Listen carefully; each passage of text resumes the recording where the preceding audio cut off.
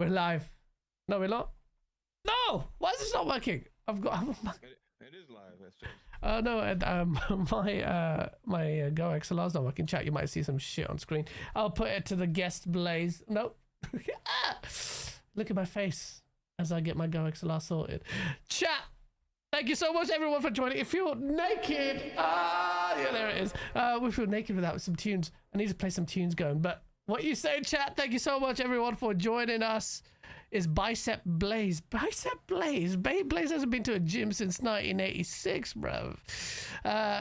Shout out to... And the fact that me and you look the same is crazy. Not the shot at you, it's me, baby. Oh my god, the shade. Let us know what the sound levels are like. What you saying, people? I hope you're good. I'm just gonna try and... Oh shit, you know what? I haven't got the name tags. Come on, bro. I gotta get the name tags going. I'll get the name tags going. But yeah. What you say, chat? Let me just shout out everyone. We've got Indo, Shabs, 9 Lives, Serendipity, God, Emperor Sofa, King BT Maverick. What's he saying, bruv? The game adaptation you asking about the bombs I was dropping on the toilet. Petran, good to see you, man. MVP who helped me out. Top Gamer Pro 2025, Solitech, and more. Dark City, good to see you all. Tickle Beans, nice. Mighty Guy Brush, yeah. Guys, put me up. Put me up? Put me up volume-wise. Oh, okay. Yeah, I thought you were quiet a little bit. Let me do that. Let me increase your tings, bro. Say something. Yo. Hello. You're still a little bit quiet. I'm gonna move that chat. I'm gonna quickly increase the volumes. Now say something. Yo, you hear me? Everything good? Yeah. I'm about to switch mics, bro. Actually, you know what? It's on my end. Dying on me. Okay, now it's fine. You're actually okay. So is your fuck up? It's always my mess up, bro. Guys, get it together. Why don't I have when Cole Eastwood's on here? He has a nice little name, Cole Eastwood, right at the bottom. Like I feel like you're taking advantage of our friendship, thinking like, it's Blaze. He don't need I need all the special shit you give everybody else, guys. You have a name tag. You just can't see it. Okay. You just can't see it. As I quickly try to freaking sort my life out. I've been so disorganized, chat. It is actually, you can accost me for my lack of organization here because I have Blaze's freaking... The funny thing is I've had Blaze's name tag just default there for so long. I just changed it to someone else and now I can't freaking find it. Stressing me out, bear, bruv. It's stressing me out, bear. I'll find it. But before we do that, Blaze, tell the people what you up to, lad. How you doing? How you feeling? What's up to PlayStation Safe? Hold on, I want to fix this. Can you hear me? I can hear you. Chat. Can we hear I'm still low. Hold on. Still low? All right, 1 second, bro. This is crazy. I think it's. I'm gonna put it up a little bit more. Here we go. 93%. Say something. Wait, my Discord's at 93? No, not your Discord. I'm doing it on my Go XLR. Say something. I can see the levels. Yo. But that I'm saying check Discord. You know what I mean? Yeah, Discord's fine. Yeah, you're pretty much on parity now. You're on minus 15 dB. I've got it. I've got you. Perfect. I don't want to make people's ears bleed either. I definitely don't. I was on bloody Jez's show, and my God, he had me up so high after the fact. I listened. I was like, yo, crazy levels. But yeah, what's up, God Emperor Sofa King? That's it, yeah? We're all good? We're good, yeah, let's go. Blaze, talk to me, bro. How you feeling, man? What are you saying? I'm all right. I'm chilling, bro. You chilling? I'm chilling, bro. Every time I see every time I see a DM for you, it's never like, how you doing, Blaze? I hope it's always Blaze, you know? And then, I want to call you out on some shit. I feel like now that me, you, and Rev are all cool, it's like, well, you're in his Twitter DMs now. You don't need to be in the show. You know what I mean? So, I'm feeling some type of way, guys. I don't know if that's a good thing or a bad thing. What do you mean? Well, I'm a bit confused about the messaging you're sending. Like, what kind of way? Like, you feel neglected? Do you feel extra special? I feel special for sure. I just want to see a DM from you one time and just say, hey, Blaze, let's play a game. Hey, Blaze, let's, how you feeling, brother? You know what I mean? Oh man, bro, I'm trying to sort out my life. I want to do that. I've done all this PC build, dual PC build, and all this shit. I've been watching it. And I haven't even had a chance to actually. I don't need none of that. I'm just fucking with you. But you're right, though, bro. I need to show you the love, bro. I need to do it. No, bro, it's both ways. I'm just messing with you, bro. I'm just messing with you. It's true, though. That's why I'd be like, bruv. Every time he reaches out to me, there it is. Got Blaze's freaking name tag sorted, blood. God, hey, how you liking your PC though? You like it? Bro, it's amazing, man. It's what a case, huh? Fire. You should get it, man. There it is behind you. Have you got your GPU yet? I haven't. That's Can't the find one it. thing I'm suffering. I got 9800 X3D. I got everything's brand new on here. NVMe's, fans, case. The GPU is the only one thing I can't. I'm not. Listen, I just bought a brand new car. I refuse to give these scalpers, anything over, like, you know what I mean? MSRP. That's it. I'm not giving them nothing, bro. Yeah, no, I don't blame you, bro. For like, I did it, but at the same time, it's annoying, bro. What GPU you got in there then?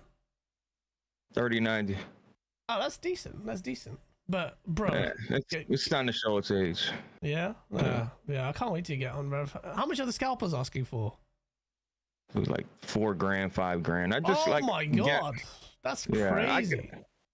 I could do it. I could have got a 5080, but that's who wants a 5080? Get a 5090, man. Just get the 5090. Yeah. But Doom Dark Ages, it's completely maxed out. Ultra Nightmare, everything's maxed out. 100 FPS. So. Oh really? Oh, wicked. That's a new release, so. Yeah, the only thing is with Doom, you haven't got the path tracing update yet, which I've been trying to stall, not playing too much. I've been so sick. The whole week I was ill like mad, but and I really wanted to play Doom, and finally just yesterday and today I finally got well and I started playing it, and I was hoping the path tracing update was out, but it wasn't, because then I'm going to be finishing the game very soon. So I jumped on South of Midnight. I just needed to complete that. Today's my last day of Game Pass subscription. After that I have cancelled my Game Pass subscription.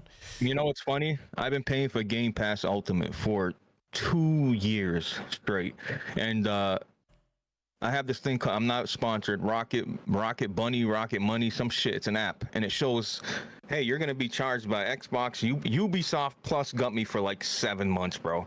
I'm so fed up with this shit. So this app allows you to see what's gonna charge you, and it allows you to, you just say, hey, cancel it for me. So instead of signing into Microsoft, they just send them, boom, cancel. I canceled, like, dude, I had like so much ridiculous dumb shit I was paying for. But Game Pass Ultimate, I finally canceled it. I wasn't utilizing it. Even like Doom the Dark Ages, I got it on Steam. It's like I didn't, even though I had it available on Game Pass, you know. Yeah. No, I'm feeling it though. I'm not gonna lie. Obviously, I think I don't know if you know why I'm canceling Game Pass, but there are so many good games coming out on Game Pass now that it's a painful cancellation. You've got. I seen your description. I've seen your description. I don't know how I feel about that. I'm like, okay, guys, all right. It's really, but go ahead. I don't want to sound like a pony. I'm just say what you said. What you said, son? We can't lie now. Xbox games are so great in quality and blah blah blah. And it's just like.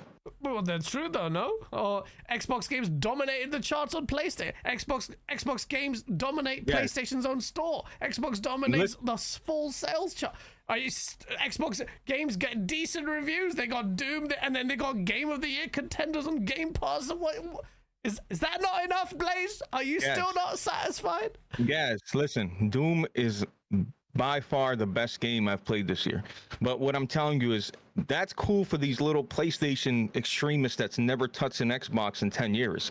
But for a guy like me that's owned an Xbox his whole life, I'm not excited to buy Forza again. I'm not excited to buy these games I've been playing for years. That's all I'm saying. Like, you know what I mean? So it might be good for, what's his name? Nicola, but not for me. I've had an Xbox. I've been playing these games, bro. I played Forza Horizon day on release day. Like I don't. The Oblivion remaster, that didn't matter to you as well? No, that beautiful game. But again, Oblivion Remaster is a beautiful game, awesome little remake. But guys, it's the same game and all the same flaws with it. And all those shiny graphics can only get you so... You defended the shit out of The Last of Us, and you're sitting here downplaying an actual proper remake on Unreal Engine. Brother, are you gonna literally compare The Last of Us to Oblivion, old ass, clunky ass, trash ass gameplay? I will, because one of them has actually got a meaningful update, and it's not The Last of Us. See, you're going the wrong way. Is Oblivion you're saying the remake is a way better value, right? It's a way, bro. Like I said, no one's denying the beauty. It's a proper remake. That's how older games should be treated when they get remastered. 100%, I agree with you. But the gameplay is just, I can't tolerate it. Come on, man. What? Now your metric is a gameplay. I can't tolerate it, bro. It's Gaz. I'm not hating on the game, dude. I bought it. I own it. You just said you can't tolerate the gameplay. What does that mean? The gameplay is still, bro. They did everything perfectly except not fuck with the gameplay. It's the same old fucking swinging like. If they changed that, do you know how many people would be fucking pissed? Listen, I'm not asking them to change it, but you're telling me, oh, you don't see this beautiful game. I'm like, yeah, it is beautiful, guys, but the gameplay is ass. It's the same old Skyrim, old archaic, old ass gameplay. Just like what's the other game they made? What did you want them to do with Oblivion? I didn't want them to do anything. It's a remake. It has to be 1-to-1. I'm not mad at them for that. I'm just telling you, it didn't give me longevity because I can't play it. It's just too old. The gameplay feels too old. The graphics are gorgeous. What does Xbox need to do to make you happy, Blaze? Because you know what they need to do? What do they need to do? I'm gonna tell you. Tell me, Xbox needs to release Gears of War E-Day. Okay. Immediately, as soon as possible. Not even next year. It has to come out today. No, it doesn't. But listen, I'm excited for E-Day. I'm telling you, I'm like. I cannot wait to play that game. I tip my hat to Microsoft and Xbox for bringing back Dom and all these guys. Like I'm just like that's such a special thing, and I feel like they should have went back and did this years ago instead of putting out Gears 5. Even though I like Gears 4 and 5, people hate it, talk shit about it. I think Gears 4 and 5 they're great games, and I think the Coalition, I cannot even, bro, Gaz, do you understand what the Coalition's about to show everybody how to really make a game using Unreal Engine. Yeah, they're 100%. Oh no, you don't. Like, they're like, these dudes are gonna make sure people understand, like, hey, this is our fucking shit right here, bro. Brett, okay, so that's it. So Gears, that's all they need to do? You don't care about everything What else is coming out from Xbox? Please remind me, because maybe I'm forgetting. I don't want to sound like, No, but before, there's loads coming up, right? And we're going to talk about that with the Xbox Game Showcase event that's bearing upon us, and we'll have to talk about the games that are coming. And I really want to talk about that in detail, about all the titles that Xbox can show and what the expectations are. Fable, okay. I'm not a Fable fan, but dude,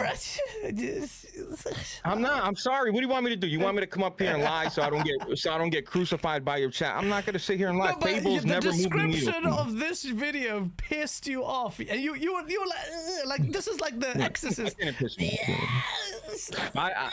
I had a laugh, guys. I had a laugh by myself. That's what I did. I love you, man. Look, this is what you should be a permanent co-host here, bro. Just join me every Saturday, bro. Come on, man.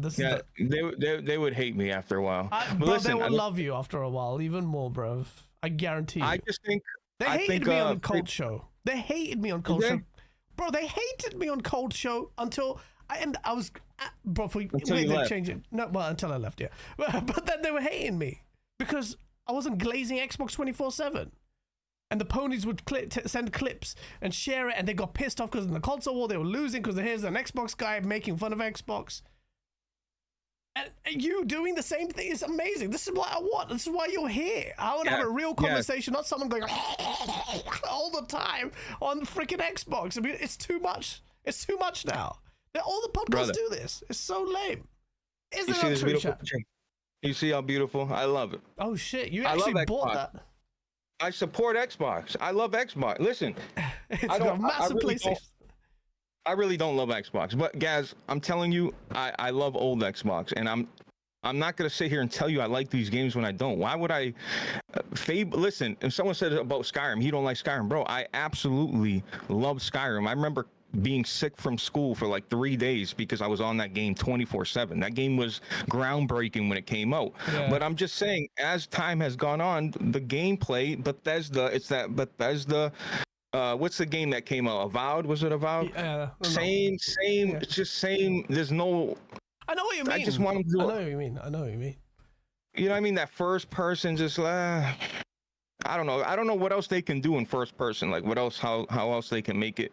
You know what I mean? But I like these games, bro. It's just they're a little bit older now. Like it's For our Spotify listeners, the thing that triggered Blaze in the video description was you can't, this is the video description of my YouTube, you can't dismiss the quality of Xbox games anymore when they top the charts and in such comprehensive fashion. PlayStation gamers really are loving Xbox games, and it's actually PlayStation games that have propelled Xbox into the conversation, not with Oblivion remake, but also with Forza number 2 in there, along with your, I have to bring it up actually.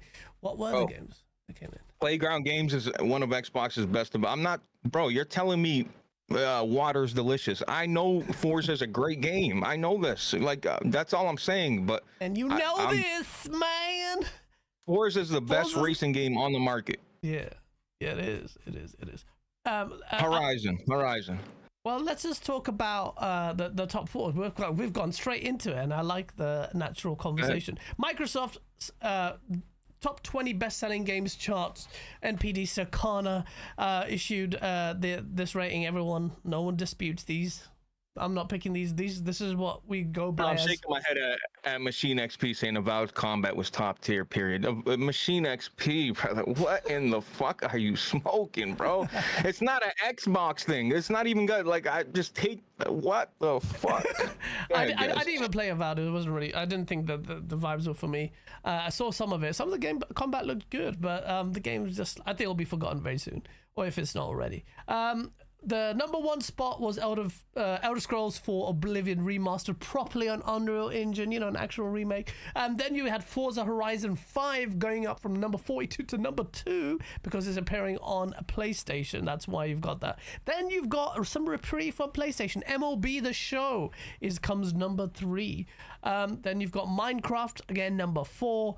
And it goes Assassin's Creed Shadow number 5. It was number 1 last time. Assassin's Creed Shadows, despite a lot of the controversy and stuff, people are really enjoying the game, and it is selling quite well. What have you played Assassin's Creed Shadow? I think you have. You were sharing the visuals of it. I saw your shit. Yeah, I had it actually a few days early. But the game.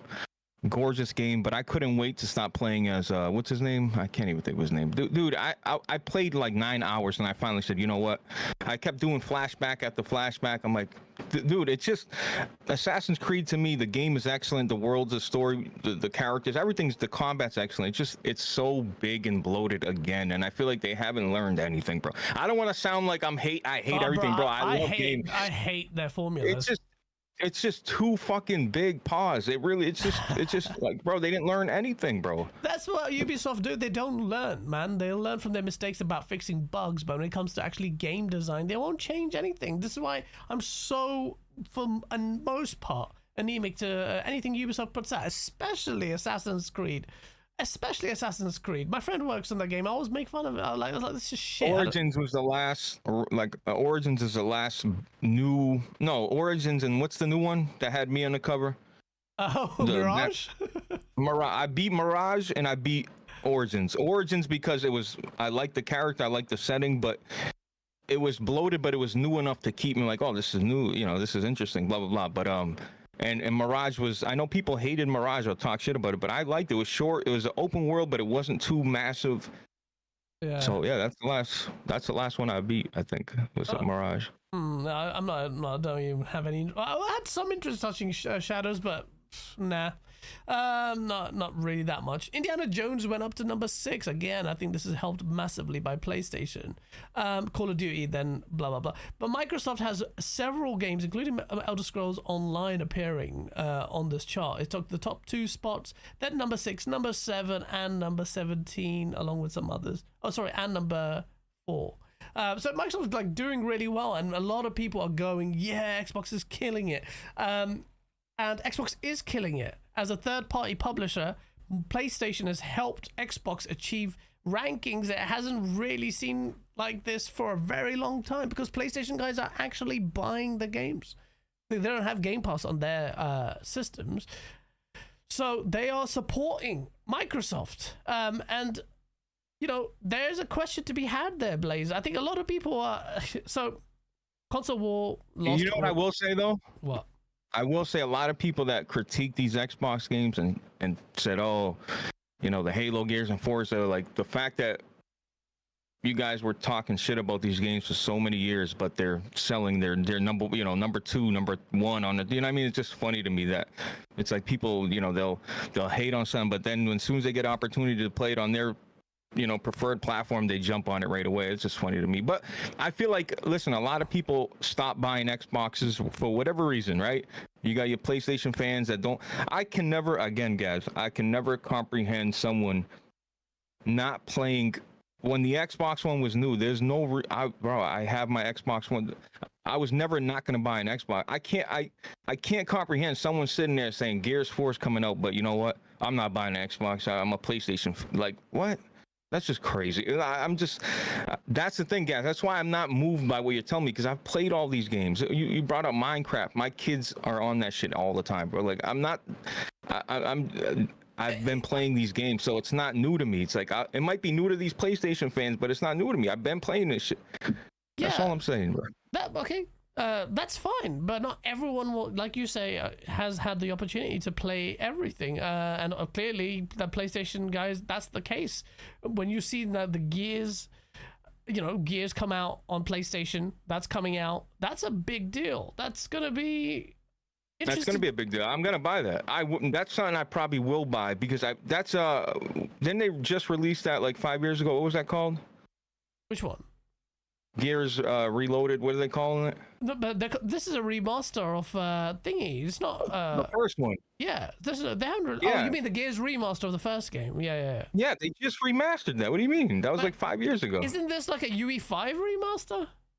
I don't know. I listen. Even if it's the same fucking port, guys, I feel like just the amount of fucking gameplay, co-op, and multiplayer you're gonna get out of that game, it's a no-brainer for anybody to buy. You know what I mean? And if it's, I'm not interested. Why not? I've always said Gears' formula needed to change. The only Gears I'm actually interested in, and I'm properly interested, is E-Day. Because Gears never changed. The formula goes so stale. You think the formula is going to change with E-Day? That's what they've said. That's how they pronounced it. That's what they're marketing the game as. That's what Cliff Bleszinski is like, yeah, this is what I would do if I took over game.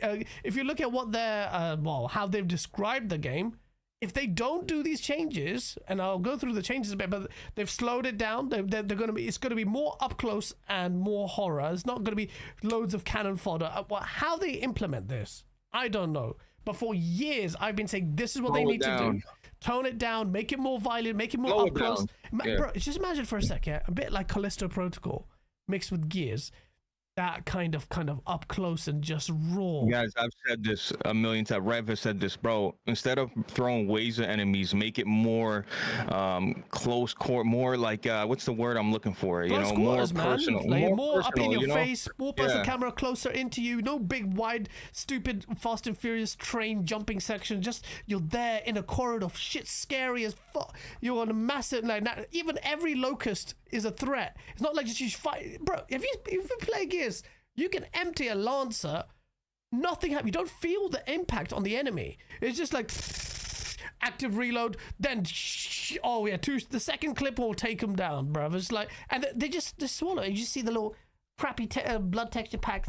Yeah, it's like, I want to see the bullets come out. I want to see a bit of flesh come out. No, me too. Me too.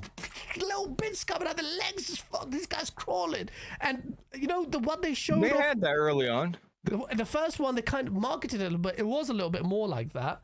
Then until you had, what was that? Not the brute, the blind one that you needed to use the Hammer of Dawn to kill. I forgot the name of it. But it had more horror vibes. And, you had the night level with the crows. If you stayed in the light, you had to stay in the light and shit. That shit was amazing. It had a feel to the game. Oh, Gears 1, 2, and 3 are fucking, for me, completely golden games, bro. I can, I recently played those on the Xbox One like 5 years ago. I beat them all. I ran through all of them again. But dude, I think Gears is gonna be more of the same. I mean, I get it. Trust me. If this is more of the same and not what I've just said, I'm gonna be so disappointed. I'm gonna be like, this is shit. You know how many multiplayer maybe if they keep multiplayer the same, then fine.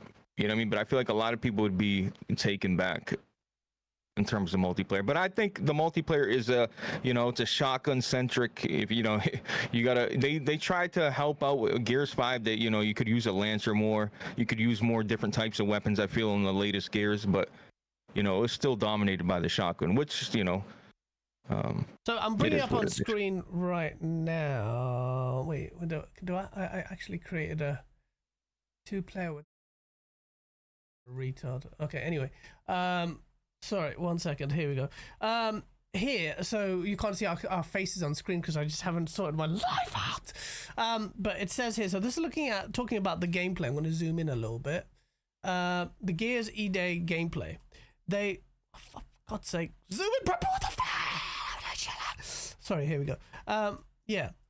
We looked back at what people felt like when they played Gears of War, any of the Gears 4 included. But when people tell you what they remember playing, the thing that stood out for them was the feeling of a lot of it, kind of dark, almost horror-esque, scary moments. That's the kind of stuff that this isn't lacking as much detail as you want, but the horror bit is something that a lot of people have been talking about, like we just mentioned. You know, the dark area and stuff. Make it more gritty, make it more scary, make it a little bit more that the stakes are high. So they can, I hope, you know, like how God of War, and it's so funny because GOW, God of War, and Gears of War had this argument about the abbreviations for which one applied more, which one had precedence. God of War obviously won, but Gears of War was GEOW. But the funny thing is, God of War changed the formula. A lot of people now saying go back to the original formula, which is interesting. But I think Gears of War always needed a formula change. Ever since the second game I played, I'm like, this is already getting stale. That's what I felt like with Gears 2, because it's like bullet munching, like, you know, the visceral nature of Gears' world with the Lancer gun and the shit that they can do is amazing. And the trailer that you saw was just one random locust, absolutely like freaking Marcus, like young Marcus getting launched into the ceiling by one minor locust. And I hope that isn't just a thing that you just showed and off. I missed the locust too. I was sick of the robots, you know, in the later games and shit. That shit was dumb. I was sick of the yellow goo. I wanted the blood, you know what I mean? So it's bro, like guys, I've said this, I brought this up a couple of weeks ago. I really truly feel like to see Xbox rolling, you know, remember we talked about once Xbox gets the ball rolling, they're gonna, you know, they'll be all right. But I just feel like, bro, they threw in the towel too early, guys. I know. You know what I mean? I feel like they tried to reinvent the wheel way too early. Like, bro, like, yeah, you're fucking losing 2-1 console sales. The perception of you is Xbox is not good anymore, and blah blah blah. But I always go back to the PS3, overpriced, no fucking games. You know, God, saying statements like, "Hey, the console don't start until till the PS3 launch," shit like that. Like, I just feel like, dude. Everybody looks back at that generation. They think of the 360 as the main console. Yeah. That was the king console for that generation. Yeah. And I just feel like PlayStation still did their thing and created great games and great experiences, and people flocked to it again. You know what I mean? They had a price drop. And my thing with Xbox is I just feel like, bro, they could have hung, bro, gas. They had the funds and resources to hang in there, okay? And they fucking threw in the towel too early, bro. Like, I'm telling you, bro, like, Game Pass I think it would have came about somehow, either through Xbox itself or through someone else. They would have created something like this, you know, a rental thing or whatever. But I feel like Xbox could still be putting out, you know, consoles and games just like they're doing right now. Dude, could you imagine if Doom: The Dark Ages was a console exclusive? Now, I know people say, "Oh, but I'm telling you, it'd be huge. It'd be huge. It'd be huge." I don't want to say it would sell, you know, millions of consoles, but bro, it would sell 1 million consoles. Bro, I feel like people think about the additive effect of it. Oblivion, they're coming in there, just play on Xbox. Then you've got Doom, just and Game Pass. It would have been an epic. Forget Xbox in this picture. Just the general gaming landscape with Sony is at its best when it's threatened. When Sony has real competition, it goes raw. Sony would have. This is what I'm saying. This is why I diss Xbox so much, because everyone's like, yeah, we're making money. Like, I see Xbox fans like, yeah, it's fucking killing it. We're smashing it on sales. The sales thing that Xbox guys make fun of PlayStation guys for all the time. You're doing that for a multi-plat machine. It's just dumb, man. The whole point about this was the competition. I feel like I'm one of the few Xbox guys or former Xbox guys that cared about the actual competition. What you're talking about, Blaze, is so on point. No, it's true. No, but see someone's like, oh, the competition crap, bro. You guys can spin it any way you want, but the exclusives matter. This shit matters, bro. It matters to the consumer that's buying their console when they spend all this money and they invest into a console for 5 to 10 years. That shit matters, bro. All right, and it's not competition crap. What do you mean it's crap? How is it crap? The whole landscape would be so much more exciting. Are you telling me that the landscape would not be exciting if Xbox had an actual value proposition with the console, or even if it's on PC? Well, you think that would be the same? You think things would be stale? It would be the feeling right now in the industry would be in fervor. Like, oh shit, Xbox has come back properly. Like, forget the third-part multiplat doing it. An actual competitor Xbox that is holding it. What will it do? It will just galvanize PlayStation, especially after all the gas failures, to really go knuckle down, man. They will do. Right, you see PlayStation having failure after failure, right? You see Concord flopping crazy. Then you see Marathon people like, what the fuck's going on with Bungie? Like, bro, this was the perfect turning point. You know, I feel like there was a couple of these turning points from both sides, but you know, it is what it is, bro. Bro, there's so many Xbox fans that just start glazing all the time, and Xbox fans, you guys just love the glazing. You guys will gravitate towards the glaze, which I understand, but because you guys just want that confirmation bias with everything, and it's not like we just want to incessantly whinge about it. But there is no denying, you have to make a very strong case somehow to counter what Blaze has just said about the landscape that could exist if Xbox was exclusive. It would be so different and so much more interesting, so much more beneficial for you as a consumer because of competition. Bro, everything, bro. Listen, any people talking saying, oh, that don't matter, they're fucking... They're out of touch, bro. Like this shit matters, bro. That you guys don't get it, bro. Like, it's not bro, this would have changed. It would have spiced things back up again, bro. It's not fuck the chatter on podcasts. Oh, play fuck Xbox. Yeah, fuck exactly. that. I'm talking about as a consumer, bro. It would have changed the landscape, bro. It would have been great to see, man.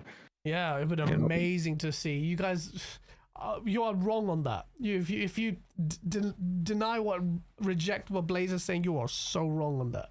It would have been epic. But alas, it's not that case, because all Microsoft cares about is maximizing its revenue at whatever costs. But you know what? And it's so egregious how rawly they have shafted the Xbox guys. They cancelled FanFest. They're like, we don't even need you anymore. We got the PlayStation guys to give us real money. Why Xbox? We don't have to sit there with freaking risk it for the biscuit, sweating his ass off and hugging us with his weird shaved arms. Going, don't need to do that anymore, bruv. We can avoid all the weirdos. We'll just go in and start making real money and just doing the showcase, which is exactly what. That's so fucking crazy, bro. It's bad, man. This is what I'm saying. The corporations don't give a shit about you, and that goes for every single one. It goes for Nintendo. Showed you this generation of what have they done with the Nintendo Switch 2, bro? That thing is so phoned in on innovation. It's ridiculous. Its two defining features are game chat, which is behind a paywall to catch up with the Xbox 360 features, or a Kinect camera, and the other feature is turning the old freaking thing into a mouse, bruv. Get the out of here, man. And then the third big thing that Nintendo is doing that is so massive. Third parties. It's courting third parties now, but Nintendo's its own lane. No, Nintendo's not in its own lane if it's trying to do third parties now, because they've run out of ideas to innovate. So it's like, what the frick? So even Nintendo, and they lead with $80. What the taking the piss, bro. That's Nintendo. And then what happens this week, Blaze? What happens this week? PlayStation. The irony levels are palpable, bruv. PlayStation loyalty scheme, except PlayStation wasn't loyal to its own hoes. It's like that. Too many people are taking benefit of the PlayStation loyalty scheme. We didn't need to be loyal to you. You just needed to be loyal to us. We're canceling the PlayStation loyalty scheme. How do you feel about that, Blaze? Were you a level 4 supporter? How do you feel that PlayStation has cancelled the loyalty scheme? I mean, listen, it's something I really didn't take advantage of. I don't want to sit here and say, oh, this is, but I have looked at it, and Is that the way you can redeem shit, right? Yeah. So Is that? it's you. I have premium. I have PlayStation Premium, and so anyway, so you buy you. I literally redeemed like $40 in points just like 2 days ago. So they're getting rid of that. That's what you're telling me? Yeah. The loyalty scheme. They'll. Let me just bring up. These companies always do this shit, dude. Is this the first time you're hearing about it? Yeah, bro. I have had a crazy week, man. Everything okay? Yeah. I'll tell you after. But yeah, it's cool. Okay, man. Sorry, man. Nah, you're good. So let me just read it up. I'm gonna bring it up on screen chat. Yeah. 1 second. If I can zoom in on this, can I zoom in on this? Twitter's been broken this week. Sony says at Sony Interactive, we were always experimenting with new and exciting ways to bring our community of players together. We created PlayStation Stars, a loyalty program. You know, they are level 4 levels, and we made some memes about this. The unique program, including playing games to earn rewards, including our unique digital collectibles that pay homage to incredible games, and our PlayStation legacy. The program has helped foster a deeper connection with fans around the world. Since launching the program, we've learned a lot from blah, blah, blah, blah, blah, blah. Here are some key takeaways. Starting today, PlayStation Stars will no longer accept new members for this version of the program. If members choose to cancel PlayStation Star member today, it will not be possible to rejoin this version of the program. Current PlayStation members can still earn digital collectibles through up until July the 23rd. Basically, blah, blah, blah. This version of PlayStation Stars will fully end on November the 2026. That's it. End. Finished. Finito. We will also want to let you know that PlayStation Stars can still get access to their digital accessibles after the changes have taken place. So that's it. It's over. It's done. Were you a fan of PlayStation Stars? I got to be honest. Like I said, I just started taking advantage of it now because somebody had told me maybe this is what the fuck they were talking about in the Discord the other day. But I just redeemed everything. I'm like, all right, boom, boom, boom. But yeah, listen, guys, this is nothing new. These corporations don't give a fuck. They put policies, remove policies, add policies. This is what they do. You know what I mean? And it's, in fact, actually, Arrowhead is kind of parting ways with their next title. They delivered Hellblade. Yeah, Arrowhead says they want to do their own thing and they don't want to be attached to PlayStation. But you know what, guys? That's fine. Listen, PlayStation's always had close relationships, right? I just feel like Arrowhead needs to go make a game on their own, and if it flops, don't try to knock back on the door. I'm just gonna let you know. Vindictive little pony, I swear. No, hey, but guys, good luck to you, Arrowhead. Listen, Helldivers 2, I got the platinum. It was my game of the year. Excellent game, excellent developer. I love Helldivers 2. Listen, they're a talented dev team. They probably got fed up with all the bullshit Sony, hey, do this, require that, have them not do this, have them sign into this. They probably don't want to deal with that. There was a lot of bad press that got attached with PlayStation and Helldivers, and they don't want to go through that experience anymore. That's really probably what it is. That whole thing where the country is blocked and that bollocks is probably the principal reason why they've parted ways. Yeah. And this week we actually saw David Jaffe had a really good interview with. He had Shuei Yoshida on live stream as well, by the way, because everyone else just does it after the fact, right? They don't really do it live.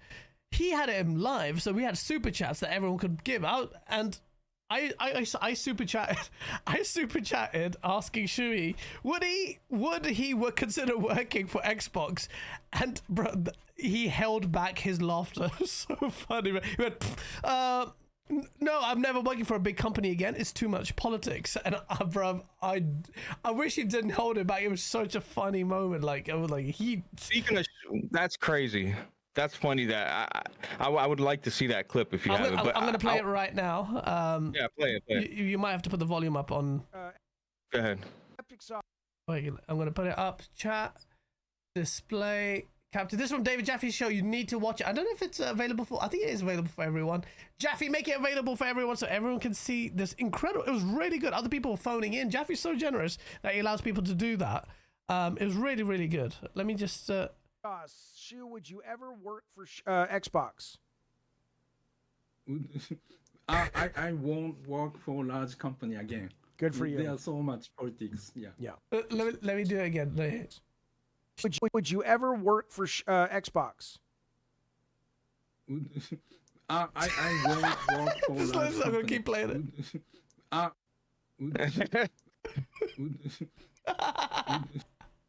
He didn't know what to say, bro. It's just like, bro, what kind of reaction is that, bro? The guy's like, shut up, bro. But he saved himself. But, I won't work. but the other thing, Blaze, was the big megaton that came out from, oh shit, I've just covered your face, was the fact that he said, Jaffe has balls in it. Other people just glaze, but he asked some real questions. And he asked Jaffe some really tough questions on how Sony treats its own staff, including and then Shuei Yoshida brought up Sean Layden. He wasn't. Yeah. He could have walked right. away from it. So I'm gonna play it now. 1 second. It's coming on right now. Here we go. I'm going to name 3 names where they all treated well on their exit. Alan, Connie, and I guess that's it. Do you think they were both fairly treated when they left? From the company. Yeah. That's a hard question. Okay, that's fine. Yeah. We don't have to answer it. I just wanted to Yeah. get. Oh, okay, all right. Yeah. All right. I would say I was treated really well, so Okay. I appreciate. But company does not always treat people well. That Yeah. Okay, that's kind fair. of things happens. That made me very sad to hear. I think your third person was Sean Layden. Yes, I heard about that as well. I'll tell you. I won't say it, and I don't expect you to say anything, Shu, but let me say, sharing the space with you, whoever did that, and if you're watching, or PR's watching, send them a fucking clip. Fucking shame on you, you piece of shits. These motherfuckers built the very thing that keeps your lights on. They built the fan base, they built the hardware, they built the dedication, they built the franchises. You arrived late to the party. So it doesn't mean you had to give these people all the jobs they wanted, but you should fucking feel ashamed of yourself, and I hope you burn in hell. Okay. Jaffe is savage, absolute savage. Not only does he raise these questions and name explicitly 2 people, which Shuei, No, I give him credit for that. That's interesting. I'll have to maybe pick through that and watch that. That's super interesting. lots of questions like that. The whole show's got some really good tidbits that people could actually, if they want to make content or actually just learn a bit about the business, they would do that. But bro, Shuhei pissed me off this week too. Last week it was. This was What? a Patreon only little thing. Colin did an interview with him as well. yeah, And they spoke about they're talking about 10 franchises, Killzone, Resistance. I recommend people go watch it if you're interested in that type of shit. Okay. But he says to Shu, he brings up Socom. And dude, I sent you the clip. It's like a 30-second clip. The excuse Shuhei gives for Socom, basically saying, well, it's hard for Socom because these are U.S. Navy SEALs and they're going into other countries killing other. It's like, what? Like, what the? Are we gonna act like other games don't exist? Are we gonna act like Grand Theft Auto, modern day Florida, where you're gonna be able to assassinate the whole strip if you want to? But Shuhei's saying SOCOM can't exist, or it's tough to, because Americans got to shoot other people. It's like, what? Like, huh? What? Shit pissed me Really? off. Yeah, watch the clip. Yeah, it's You've sent it to me. I can actually play it. And I'm just you gonna. can't play it. I can. I've downloaded it. I'm just going to see if it's. Like the SOCOM. God, Colin, I know me and you don't get on, yeah, but don't you dare freaking fair use, yeah. Don't you flag it, you Israeli sympathizer. Here we go. Here we go. It's Colin Moriarty of Last Stand. I feel sick playing this video, but I don't know how you feel about this, but I'm of the mind that SOCOM could live again. That like the SOCOM franchise is actually, because people were always like, bring back Resistance, bring back Kill. Respect to Colin. He's the right. He's right there. There's no reason why we can't have SOCOM. It could thrive. It could thrive. Did you play the whole thing? No, I'm playing it right now. Sorry, Oh, I'm sorry. I'll play it right now, unedited. So I'm like, that's cool, but SOCOM to For a me, long time, Yeah. there's so many dedicated SOCOM fans asking to, we want SOCOM, we want SOCOM. They wanted to, revive. They wanted us to revive SOCOM, and they wanted some people try to recreate the server so that they can play by themselves. I don't know if their effort was successful or not. It's very dismissive. We discussed internally, and Socom actually, I never discussed this, but had some challenge in the, theme and topic as well, because it was like a U.S. Navy SEALs going to the other country, right? And they are bad people in other country. And, your mission is to, kill them, right? Yeah, like go to some third world country. Yeah. So it works well for the American people who are, patriot. But if you live in these countries, how would you feel, right? Right. Yeah, that's interesting. I look at. That is insane, by the way. Come on, bro. Because Colin Moriarty is such a warmongering little shit. I love that Shuei Yoshida brought that up because, bro, this guy is anti-Saudi, anti-China, and there's like Colin's like, yeah, but what's wrong with it? And I know you're sitting there thinking, hey, what's wrong with it? You bastardo stronzo.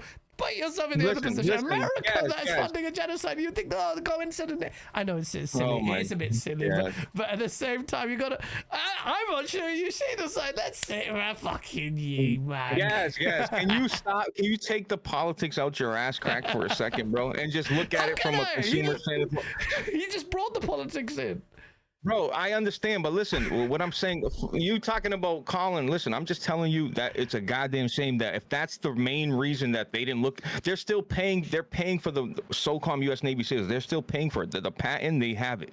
So my thing is like, you're paying for this patent, and I know companies always, they'll pay for a patent so other people can't use it, whatever. There's many reasons why they keep the patent, but my thing is like, bro, there's so many games. Let's not act like there's not 6 other SOCOM entries of people going into other countries, killing people, Rainbow Six, Ghost Recon Wildlands, going to Bolivia, all this shit. Like, come on, like Grand Theft Auto being the main thing I'll put in front and saying, hey, like, this is a modern day. You can take out a gun. You can shoot people all you want. Like, it's. I just don't understand. I'm surprised why we're starting now.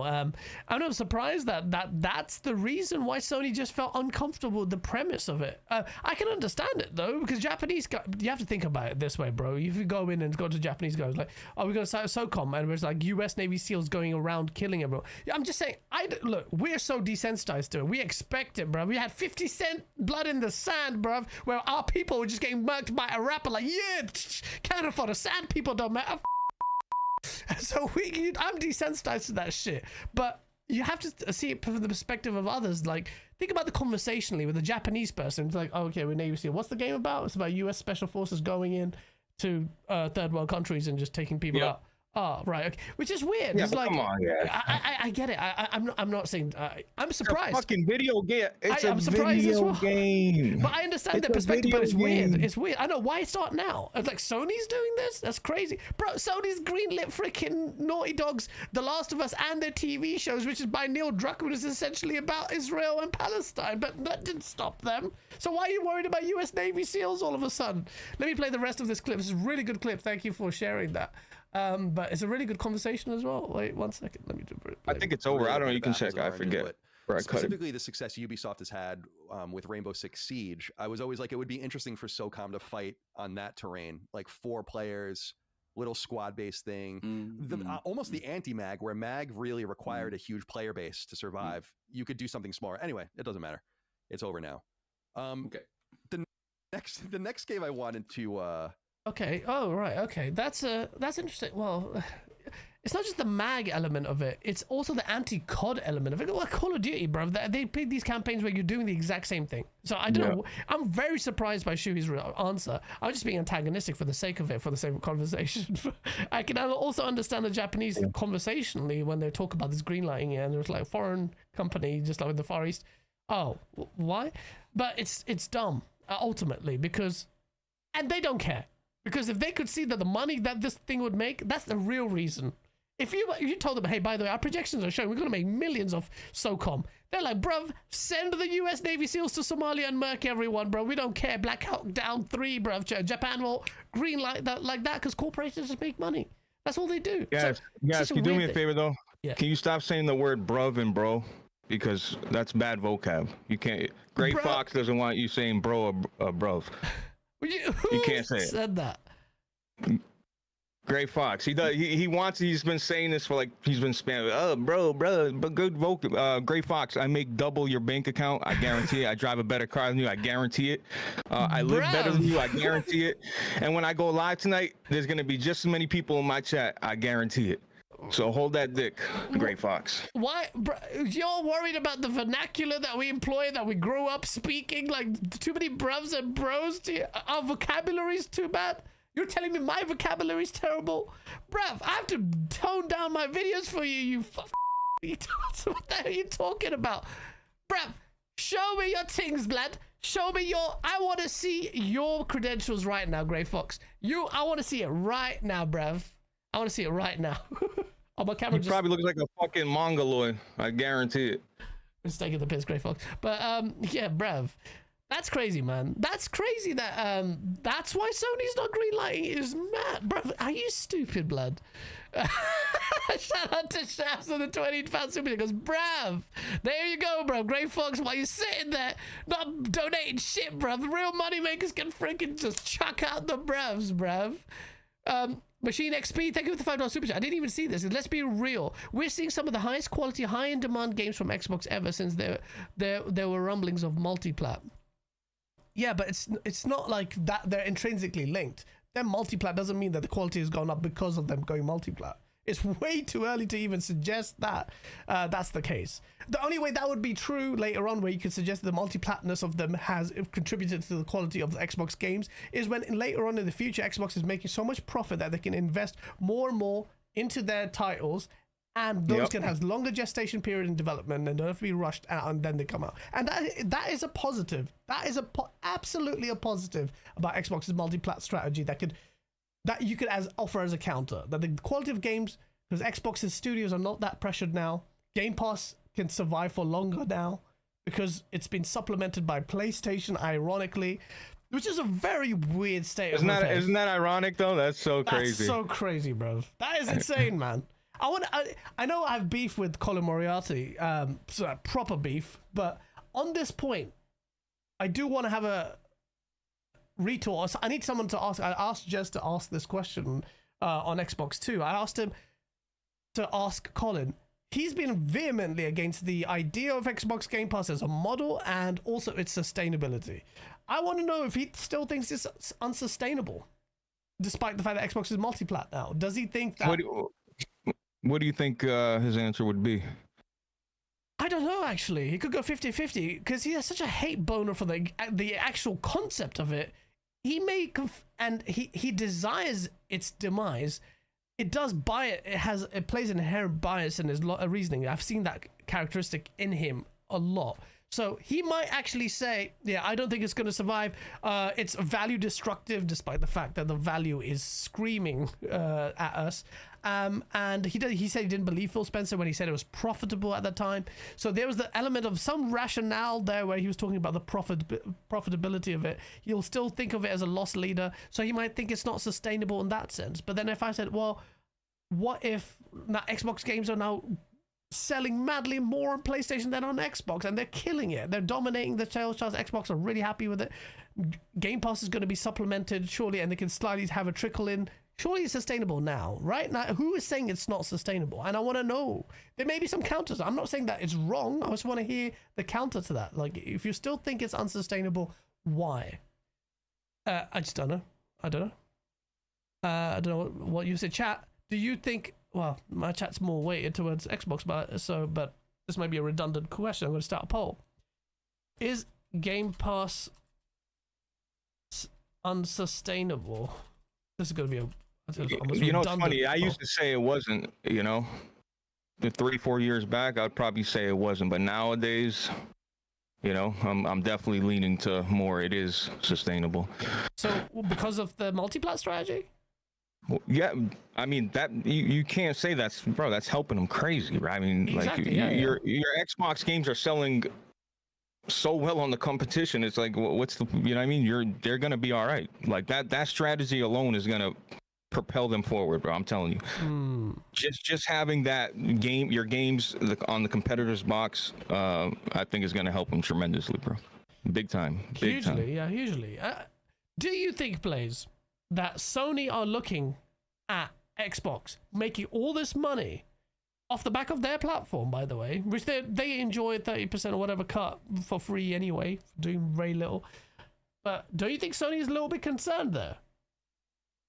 You know what I find funny? If PlayStation went to Xbox with a plan and money and said, listen, can you make us an exclusive, you know, Halo game? Could you imagine if they paid to have something exclusive, like the next Halo game is only playable on PlayStation for the first year or some shit like that? Bro, there would be an actual physical war. They would lose their mind, bro. There would be a fallout you've never seen before. Bro, that would drive even the most hardcore Xbox out on the streets. If that ever happened, I would love to see that happen, actually. That would be fucking amazing. Maybe then they could actually get off their arse and actually demand that. But that would be crazy. But Xbox, you know, are so spineless, they would do it. They would take that money, man. I have no faith in it. They would say, yeah, okay. Damn, they're spineless, huh? You can't bite the hand, bro. Of course they are, bro. This is the whole point, man. I'm sorry, Grey Fox, if you use too much bruvs. We got Cold Classic Cage. Good to see you. Thank you for the $5 super. Sony has been puss whipped for years. This is why they're playing their games are the equivalent of eating cold oatmeal, bruv. How do you feel about that, Blaze? Classic Cage just dropping some bars on PlayStation Plus, which has 4% of people apparently were happy with the performance. They did a poll of on PlayStation use. No, on PlayStation Plus. Plus, 4% of people said they were happy with the service. Oh. Yeah, plus is 100% falling off, bro. We used to get like day one releases a lot, like, you know what I mean? They would have the new indie game, the new hot indie game they would throw in there. I mean, she's not wrong. I don't want to say she's wrong. Bro, I mean, Cassie's always dropping bars, you know? Just half the time I don't agree with them, but she's always dropping bars. Okay. You know what I mean? Cassie's always dropping bars. She's unfiltered. She'll say what she thinks, man. You gotta respect that. But she is right, though. PlayStation's been puss whipped, bro, and they're just giving you dog shit, bro. What the hell's going on? Someone has to actually ask, man. Like, yo, PlayStation, you guys need to demand. Then they take your loyalty scheme out, and they're just relaxing. PlayStation's relaxed. We'll talk about. I feel like the Plus games have been. They're either fucking good or they completely miss. Like, you know, they've had some decent Plus games, but they either, like I said, it's either hit or miss with them. There's never like consistent anymore. It's never consistency with PlayStation no more in terms of Plus games. But what, bro? The games are not even coming out at a rate where you're like, what are they supposed to give you? Very good question, bro. This is PlayStation, man. Games ain't not even coming out at that rate. Like, what are they supposed to give you? They ain't got nothing, bro. That's what this is. Okay, let's just move on to the next topic. PlayStation's State of Play or Showcase that's announced. Or Jeff Grubb said it's happening next month in June. It's happening. It's not. I don't know if it's going to be State of Play or PlayStation Showcase. Me and you, I know I piss you off with my reactions. I will love the fact always that it was on Game On Daily with me, you, and Asa. We were watching the infamous PlayStation Showcase event together. And Which one? The PlayStation Showcase event, the big one where everyone was hyped. This is the Showcase event, not State of Play. It was the huge one where they showed off Gran Turismo as the main one of the main at the end, and then they showed Spider-Man. That was the only thing.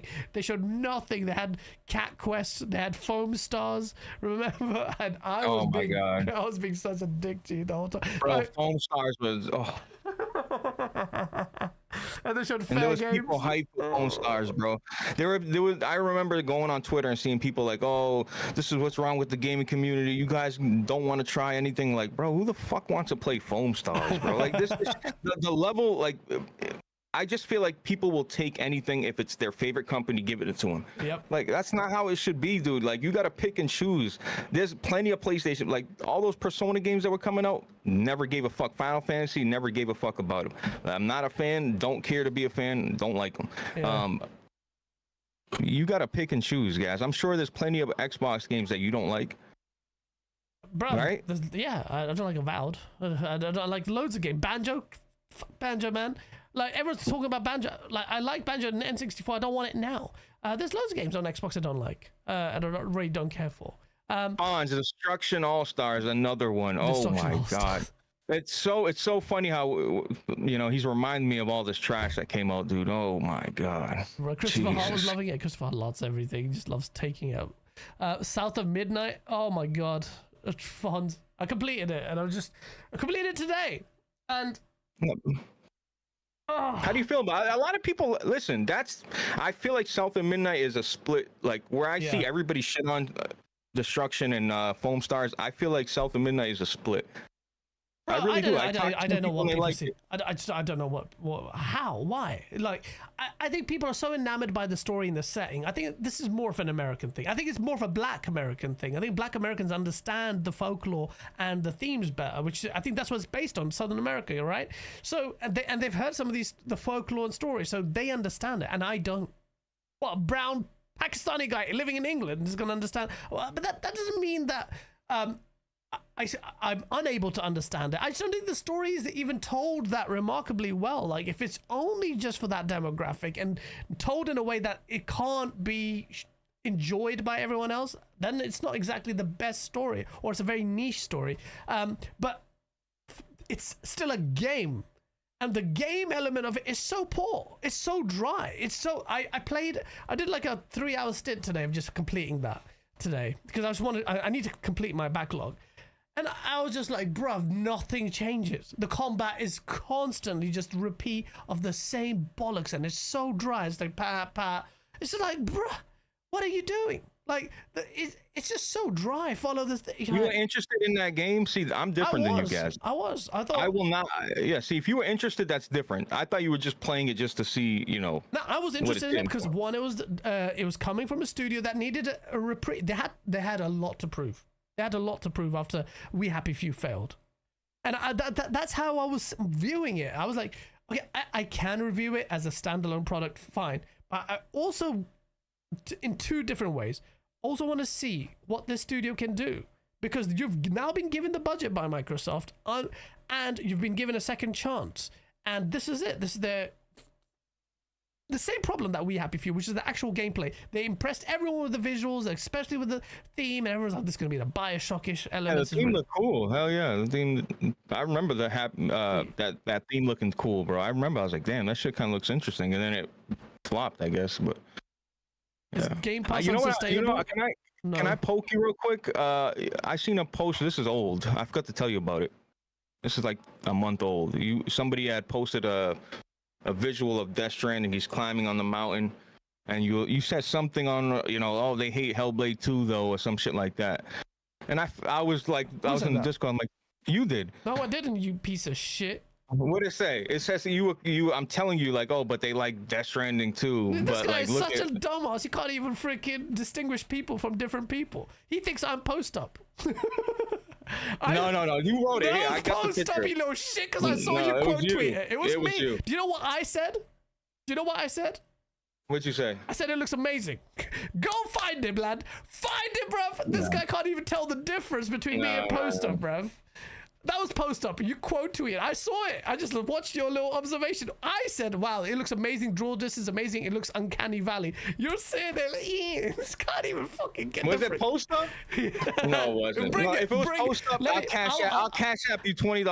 No, I don't need your money. I'm gonna show you chat. I want to show you chat. 1 second. This little bastardo stronzo is gonna get merkelized. Where is it? I'm gonna share the screen, bro. Where's Blaze 4K? I linked it to you. Where's Blaze 4K? You found it? Yeah, it was post up. Wow. Oops. You little shit. Whatever. It needed to be said. Fuck it. Bro, why is post up? Bro, that's a delusional bot right there, though. I'm sorry. There's an element of truth to that, though. What did you take it? Well, actually, I'm not completely countering what post up. Oh, yeah, I'm not trying to blame anybody else, but there was somebody who's like, oh, Gaz. I don't know if it was Benji. Someone said you're being delusional again, and that's where I got the confusion from. Like, what did he say? Like, oh, go look at his tweet about Death Stranding. That's why I quote tweeted it. But I was just trying to pull you in, but you didn't bite, obviously, because it had nothing to do with you in the long run. I liked what I saw, so I even said it. PlayStation guys, bro. This is the thing with PlayStation guys. No matter how much you play. Well, I'm still playing Death Stranding 1. I'm taking my time with it. Bruv, Yeah. why do I have to complete? Although I do need to complete that. I'll complete Yeah, South of because Midnight. it's a good game, bro. Fuck, It's a really good dude, game. it's a good game. But I'll tell you, It'll give you enjoy- the feel. When you're done, you'll get the feel like, dude, this game did something different.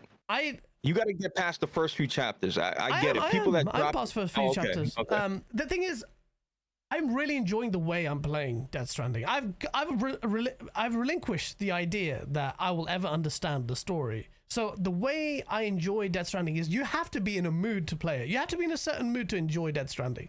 I'm like, I want to chill and get lost in the world now. I don't want to. Right now I'm in Doom. I was playing Doom and it's like going crazy. Then I'm like, I need to change the pace. Let me have a chilled game. Let me play South of Midnight. Game, the emphasis on game needs to be removed on that title. Just an art piece. Give the artists a raise, fire everyone else. So I played that. I was like, bruh. But when you're playing like Death Stranding, it's like, all right, I just want to chill, get danked, and you know what I mean, and then play freaking Death Stranding and just get lost. Because then you have to be in the mood to go on a journey for one mission. That's how I do. The one mission is a long mission. Last time I did Death Stranding, I had to go up north. And then I had to traverse some mad mountains to get to a snowy area. I went through crazy. Oh, you're close then. You're close to beating it. I think I am. I think I'm quite far. If you see snow, you're close. Yeah, I've been to snow areas already, and now I'm delivering a big package. I think I'm quite close to beating it. And I went past this, bruh. It was such an arduous journey. Which is part of it. People don't run. I fell in this camp of dismissing Death Stranding because of this. Me and Asa saw the playthrough on a show that we waited for an hour and a half just to watch this playthrough. Everyone walked out after waiting for an hour and a half because like, what the hell is this? And I said the same thing. Like, what the hell is this? But it was Cole Eastwood, bro, who told me to play. And Cole Eastwood gets so much flack on Twitter for his Death Stranding like jokey meme about FedEx. But he actually enjoyed it, and loads of times he told people, play the game. Before even Xbox was announced, he said, play the game. It's actually a really good game. He told me, he convinced me to play Death Stranding, and Ranton, and you actually. You were telling me that it's really good. And then I played it. It was actually Death Stranding 2's trailer that made me like, yo, there's something here. There's something here. Yeah. All of that, I was like, it took a lot for me to discharge my prejudice against this game, and then I got it. But you have to be in the right mood. I got to this mission about going back to where I was. There was a slope and a stream, and I hate those things, bruv. Just slid down, dropped everything, lost everything, and I was like, bruh, that died, and I was like, I'm gonna have to be in the right mood again to play that again. But it's a work of art for as far as I'm concerned. Very damn, different. guys, I don't know how you do that. I can't do that. I can't just put a game down for like, especially a game like, bro, that's a game you have to play through and don't touch anything else. Like, it's one of those games where it's like The Witcher 3. You cannot jump around. You just gotta stick with it, fight through it, and play it. You can't, you know what I mean? In my opinion, because then you come back, you're gonna come back to that game like, what the fuck was I doing? Bro, and not only that, the controls, I moved to PC as well, so I had to learn controls from scratch, and that controls are convoluted as hell. So I was just like, oh shit. So that is a problem with Death Stranding. I need to get back to it. I'm glad you're restarting it though. You should just restart it at this point. Nah, don't. I'm going to finish this game. I'm right at the end. I'm going to finish it. Then I'm going to start about restarting shit. You made me restart Sekiro, which is a good thing. I'm restarting Elder Ring for the third time, but I'm not restarting Death Stranding. Wow. Yeah, bro. I get it. I haven't. It's not been that long. Have you Elder Ring yet? No, man. I have to do it on stream. And you don't though. I know, but I really, bro. It's such. It isn't enjoyable. I love watching you rage and fucking flip out. I do enjoy. It is an enjoyable stream. I'm just saying, you can do a couple things. You can farm a little bit off stream. You can clean up a few sides. Maybe. No, but I have to start all over again because I'm on PC now. I can't transfer the saves from the Xbox version, so I have to start again. Oh, we can just co-op that shit. Boom. Maybe. But you feel some type of way, right? I just want consistency. So if I can get to where I was in my Xbox save and I'll follow the same through, then maybe, yeah. But yeah, maybe you're right, actually. You just co-op it to that point and just carry, because the game is so big and the game is so incredible that I have to share it with everyone. It's such one of those amazing experiences. I loved streaming Sekiro. You love Armored Core too. Armored Core, you love that. Oh yeah, I love Armored Core. You finished it? Yeah, I completed it. I was gonna go for 100%, but then just I thought my backlog's too much. I loved Armored Core. Beautiful. I 100% did it. I went back and did that actually. That's how much I loved it. It's not an easy 100% that one apparently. Well, because of the S-class missions you have to get everything S-class. That was the pain, yeah. Oh yeah, you know what? Any excuse to go back to that? Maybe I should actually start on PC and then just S-class it from the right from the Oh, get-go. gorgeous. Beautiful game. Yeah. And the soundtrack, so good. Soundtrack, yeah. It's so good, man. I hope they make another one. They made a lot of money from it, more than they expected. Shabs with a £2 super chat. What happened to Abandoned? You can guess what. It's in the name, Shabs. That absolute scam, brother. What was he doing? Slim Pickens with a 2. Have you sent Blaze his hat yet? Nope. Why would you do that, You know Slim? what, guys? Why'd you bring that? There you go. Well done, Slim. Thank you. Yo, Slim, you're the man. Listen. I critique. See, Gaz lost a bet, so he went on my website and he bought a Solid Cast hat. And now, shout out to him for being a man of his word. Then I critiqued him again. I said, Gaz, see the difference between me and you is when you get your merch up, I'm gonna just buy it day one. I don't have to lose a bet to buy your merch. So where he went, he sends me a picture at the gym with him wearing my merch with the shirt. I'm like, okay. But guys, like right now, you're such a busy man. You tell me you got all this shit going on, your parents, this, that, work, job, life, this, PCs, this, that. Why don't you just utilize the site? And it's a great site. Just utilize it. No, you got to have fucking pink holes and fucking, I don't want to spoil your shit, but like, come on, bro. Like, just put your shit up. The people will buy it. I've been speaking to a manufacturer to produce the stuff. That means I have to spend capitally quite a few £1,000s. I bet. To produce this stuff. But all because, and the profit margins are like massive on these things. They'll be a little bit more expensive than your normal merch. All because I just want a certain quality bar of merch I want to sell people. A lot higher than the Teesprings and whatever. And I'm not saying they're better. I've used them. They're actually decent. Not Teespring. It's not Teespring. Yeah, it's not. fourth wall. Fourth wall, yeah. And they're good. I've seen it. I've got your stuff, really good quality. But I want to go a little bit higher. It's like premium. This is the thing I hated with like when you buy premium brand stuff. You're paying a premium, but the quality is never there. Like it's very rarely there. And I'm like, I like to do something. If I want to do merch, I want to do it properly. This is why when I do content or make a video, I need to do it properly. You're a perfectionist. But what I got, listen, that site delivers stitched in, embroidered quality, bro. The quality's great. You want to go a step level. But my thing is, guys, fine, I'll make that deal with you. But if you don't sell more merch than me, we have to go back and have this conversation again. It's not about sales. Because it's not about sales. I don't care about money. But listen, we know you got the bread, bro. I'm telling you that I could do with the bread. Trust me. People want to support you, bro. The really quality is good, and they just want to support you, bro. And it's not like, bro, you're wearing the quality. It's stitched in. I'm looking at your hat. I can see it. But imagine, just imagine, chat, that for one moment, no one's done this. Like I've gone in, spoken to a manufacturer, Ziploc bags. I haven't leaked it. Only you've seen it. Only you've seen it. Only you. His hat is nice. His merch is nice. Only you have seen it. Only you've seen it. And that's just one hat. There's loads of like stuff I want to do with merch, seasonal stuff. I've got a website coming. That's all I've got to say. And the first time, because Blaze just gets it out of me. I've got a website in construction right now. And it's dank. And that's where I'll sell it. And it's going to be nice. And it's like, it's going to be tailored, like proper. It's not produced in China, Fonz, you It's going to be produced here. Nothing wrong with China. It's produced here in the UK. Actually, some parts of China. Chinese stuff is really good. But I don't know where it's produced. But it's, produced in the UK. And it's going to be expensive. But it's going to be, let's do it. I want to do, because I was telling you, okay, I want to custom this with the shirts. And I'll explain it to everyone. And I'll show you real merch that I want people to be able to wear it in public. And it looks nice. And there's a lot there, lot to work with. But yes, me and you have similar logos with the skull, and I'm telling you, our merch isn't like Scream, like you play video games. Our merch is just like a skull. It's cool, some shit you can, you know what I mean? So, bro, people send me pictures. There's plenty of pictures of people wearing this shit out in public. Yeah. I'm telling you guys, if your merch looks the way you showed me, like if you keep that same model, bro, it is really nice, honestly. Like, it's going to be really nice. I think so. I think people will be like, oh, right, he's gone above and beyond. Even with the website, Huggy, I'm not going to spend too much. Not like the other website. No, this one's not going to cost $100,000. But this one's going to be much more reasonable. It's a very different type of site as well. Shout out to Hoggy as well. Was always Hell yeah, bro. I was just about to bring him up, bro. I'm like, dude, that guy is so fucking awesome. He's such a generous person. He got such a good heart, bro. I remember, like, I had just put out a video about Xbox guys, you know what I mean? Going crazy about some sort of announcement. I mean, and Hargeet was there. You were in the video. And then he's in my next podcast, like, donate. I'm like, damn, what a, like, dude, you know what?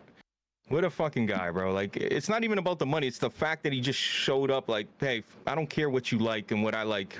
He's going another step forward now. Do you know what he's doing? Hoggy, can I mention it? I'm sure he has no issues with it. Hoggy is now arranging, because Xbox has forsaken everyone else. Hoggy is such a good guy that he's arranging with the group of content creators, the King, Davids, and all of these guys, to have to fund their own get-together, organizing it, and he's spending major money just fronting it because it's a social event for gamers. Shame on you, Xbox, that the one good thing about your community, you just forsaken it like just used condom, boom, the Xbox fans out the window, that your fans have to go and foot the bill. But it is a social event. The best thing about it, that is bringing gamers together from all platforms as well, which is great. I think Bari and Persona coming in, and others are going as well, and that's what we need more of. And Hoggy is such a nice guy; he'll just go and front the bill like that. Because bless him, Hoggy is an intelligent guy, Harvard graduate, and doing really well. But what does he do with his money? He gives it to other people and does stuff. He's just a nice guy. He reached out to me about, hey, we're gonna fly out, we're gonna be in California. It's like, oh man, honestly, like he made me feel so comfortable. Like, dude, this is gonna be the day. If you want to fly out, we're gonna have our own little B&B shit. You know what I mean? So I was like, damn, this guy's something else. And then every time I hear Fonz ever mention his name, it's always in the highest regard, as well as with you. So, and I don't think anyone complains about Huggy apart from PlayStation fans about the rhetoric that he uses. No, if you got a problem with Hargeet, to me. Yeah. I won't say the word. You may disagree with Hargeet's logic on arguments and stuff. That's fine. Yeah. But when as a person, just amazing. But guys, that's the difference with people. They don't know how to remove the two. They see Gaz, Xbox fan, and they don't know how to just have a conversation. Gaz, how many people have me and you brought together? We've had like people fighting in the community or this and that. All the time. You know what I mean? So, like, I just feel like you need to, like, see through the lines, man. Fuck what he likes for PlayStation or Xbox and Nintendo. Like, there's some good people behind the facade. Like, a lot of this shit is just a character here. It's you on steroids. Yeah. You know what I mean? It's just you being out. It's you saying bro 1,000 times. Like, some people want to... but shout out to Hargeet. He's a solid dude. Yeah, what about that bro thing? I'm sure he's taking the piss, but... Shut the fuck up. Ponies are the biggest perpetrators of that. Aaron's dropping bars there. Fucking Aaron. What a bot. Holy shit. Shout out to salute to Aaron. Salute, bro. Salute to Aaron, bro. Oh, by the way, how do you... Well, I know what you're going to say. Why does the Warhammer series... Why do PlayStation guys hate Warhammer? Or well, no, they don't really hate Warhammer, but they're just trained to hate it. After Warhammer Space Marines 2 came out on all platforms, multi-platform game, and fucking top 5 game, incredible game. Yet the PlayStation guys were hating on it because Digital Foundry confirmed that it ran better on the Series X. Forget the Pro, which runs really well. It ran Series X. The Pro wasn't out at the time. And I saw so much hate, including Porterog, hating on it. Like I'm like, bruh, why are you hating this multiplayer? How can you hate on Warhammer? Is literally everybody's been clamoring to give me a traditional game, multiplayer co-op campaign, co-op side missions, a beautiful, gorgeous game through and through, polished as fuck. I don't understand how you can hate on a game like that. Visceral, beautiful gore, combat, awesome. Dude, they got these big, towering, old architecture. It's fucking gorgeous, bro. How can you hate on a game like that? I don't understand it. Yeah. I really don't. Dude, the original Warhammer, I've been clamoring for it. I've been waving the flag for the original Warhammer, and I always thought that game was awesome, and it went under the radar. and to see it come out, to hear that they're bringing a third one, I'm on board. But I don't know if Porter said, nah, there's no way. No, he was mocking like a performance of it, and I remember tweeting it. I'm like, why are you hating on this multi-plat? Because I performed better on the Series X. That's all it was. And now they have a reason, because Warhammer is snubbing PlayStation with the Warhammer 1 remaster that is coming out on the Xbox Game Pass. Again, Game Pass starts killing it, bruv, and it's coming out on PC. And it's not coming out on PlayStation at all, as far as we know now. I don't know if this is a marketing thing, and then later on they're going to announce it. But it's really odd that PlayStation is not mentioned here. Wait. Listen, hold on, guys. Like I said, I've had a rough week. Okay. Okay. Somebody said, Blaze, you don't need her. It's not about a girl. Okay. Okay, that's good. I've had I don't want to get into it, Health but like stuff, some family. okay? Family stuff, okay? I had somebody pass away, long story short. So I really, dude, I have not been in the mix. So Warhammer 1? Yeah, it's getting Space Marines 1 is getting a remaster now. Just announced. A sick one as well. The wait till he finds out the other bit. It's not coming on PlayStation. Put your headphones back on so I can tell you, bloody bastard. Yes. Is there a trailer? Yes, there is. Please. Let me pull it up. Sorry, I was going to drink water. There is a trailer, Blaze, and I'm going to play it now. And I played Warhammer on my PC, so if you're thinking I'm going to cry that it's not on PlayStation, don't care. Shut up, man. You know you can, bro. What do you mean? No, I played Warhammer 2 on my PC and beat it. I platinumed it on PC. Why don't they give any PlayStation any love, bro? I'm sure that's just a little deal, but whatever. Dude, that's unfortunate because please show me. This is playing right now. Oh. They've modernized it and everything. You'll see some shit on screen, bruv. Cleaned it up, remastered. Oh my, bruv, I can't wait to play this. I was actually going to buy it. The OG one. I think Solid Rev was like, it's still amazing. Enhanced for a new generation. Let me play the music, sorry. I don't know why it turned off. Oh shit, bloody.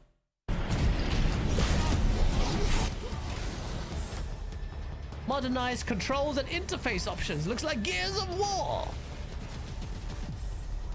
Improved character models.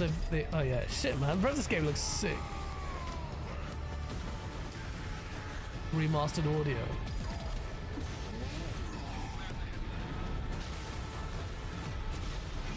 Already better than The Last of Us. Yeah. I ain't finished with you yet, Space Marine. But I am finished with you. Jeez, June the 10th, blood. June the 10th. Shit, bro, the game looked, that was an epic. Now listen, that does look epic, but man, I wish they would have did a little bit more. I gotta be honest, because if I tell you guys right now, if you go watch the original Space, just watch the original trailer and tell me what they changed. You know, yeah, you know what I mean. Conservative? I don't know. You may be no, right. it's definitely a conservative 4K resolution. I've already played it at 4K on my PC. You know what I mean? So. Okay. Well, now, if they've added textures and shit like that, you said character models. Listen, that's a day one cop regardless. It doesn't even matter. I'm gonna support that all day, so it don't even matter. Okay, I'm gonna definitely check it out. It looks really a remaster, good. Not a remake. There you go. Yeah. Web Dave, thank you for the $2 super chat. Shout out to Web Dave, man. He's a really nice guy. Talk that shit, guys. Join me and Holgate on Gamers Council Sunday. This Sunday I could do it, bro, because it's a bank holiday weekend. So yeah, let me know. No, you can do it. Guys, listen, you're not allowed to do any other live show until you fucking fill your voice. Like, bro, you owe me like 5 shows at this point. Do you need to do? Are you doing one today? No, I don't. see. I am actually because I retweeted it. I got RGT. I mean, you're always welcome, guys. It's not even an issue. I'm just busting your balls here, but I'm like, God damn, guys. Bro, let me be very obvious. Very a month. No. Well, depend whenever you want. There are only few people's shows I want to do. Very few people. And yours is number 1. Why? So what's going on with that, guys? You're starting to get fatigued by this community, aren't you? It's starting to hit you a little bit. Massively fatigued, bro. What's going on with that? I'll tell you what, it happens all the time, and I'm sure people will say the same thing about me. There's so many dickheads in this space. There's so many fake people in this space. And some people I just don't gel with at all, and I just don't care to listen to them anymore. They all say the same thing about me, and I understand that. Like, there's too many glazers there. There's like too much, like the whole Xbox, like it's a clique thing. It's like, it's not even genuine. Like, I came in at this, and I have my stripes earned for years on this, on the discourse anyway, the console warring thing or whatever. We've been gamers for years. And I joined this really nice community and getting guests on and this and that. And then you turn out the reality of people and how they view you and how you start to treat other people as a result of reciprocating the same feeling. It's bollocks. And generally just shit content. I'll be honest with you, it's really shit content. And you know what though, guys? If let's say I was real vocal when it comes to my political views and shit like that, maybe you would look at me differently. Maybe I don't think so. Or maybe listen, I mostly align with a lot of your beliefs, believe it or not. But I don't do politics. But I'm telling you, I feel like you can't. It's hard not to get fucking turned off by. I understand it's not it. The politics thing. It is not. There's just okay. As long as it's not, that's fine. No, it's not for everyone. It's not for everyone, the politics thing. 90% of what I'm saying is that I feel like content is dry. Conversations are the same. Some people just do daily podcasts saying the same shit over and over again. The audience will keep tuning into the same shit. I'm like, I'm done with this. Like, it got boring. They legit. You know what though? I truly believe people like hearing people say the same shit over and over. I feel like every podcast, and I'm guilty of it too. I'm like, damn, we've had these conversations before, bro. We talked about this shit. Come on, man. It's so hard to be different. Like, but I'm constantly thinking of how can we do things different, and we are really working hard, like in the background, to really plan some stuff that's big and ambitious, and really just every week we're planning and how we're going to do this and building things really to make it different. And it might not even work, but it'll be something freaking different. And yeah, it's not like I massively hate people out in this the scene and something massive. I'm just fallen off just caring like other people do. And I know that if it was a numbers game and I need to really up the numbers, because ever since I've been gunning Xbox, my numbers have dropped. I don't care about that, because I know I can bring those numbers back up by doing something different, by being consistent in the quality of what I produce. And I've already got 3 videos in the work that are amazing, and I just want to do 2-3 videos a week. But that, just to get to that level, things I've had to stabilize with the job and stuff. I've got some really exciting things happening in my life, and I'm a content creator first. I'd love to really create something special, but I don't see that in the space. That's so whack, though. My numbers are down because I'm being honest. Like, come on, bro. I don't care about that. It doesn't really matter, though. For me, it's good, though. That's so fucking corny, dude. I'm like, bro, do you want the truth or not? Like, you want me to just tell you what you want to hear? Then like, I don't understand why people, like, you don't want to hear interesting or But what would you rather have? High numbers than people who you just generally are just dickheads and just coasting on the same topics? Or a smaller, concentrated number of people who don't have to agree with what you're saying, but at least like or appreciate the discourse, the nature of it, or the fact that it's sincere and very, just not towing the line.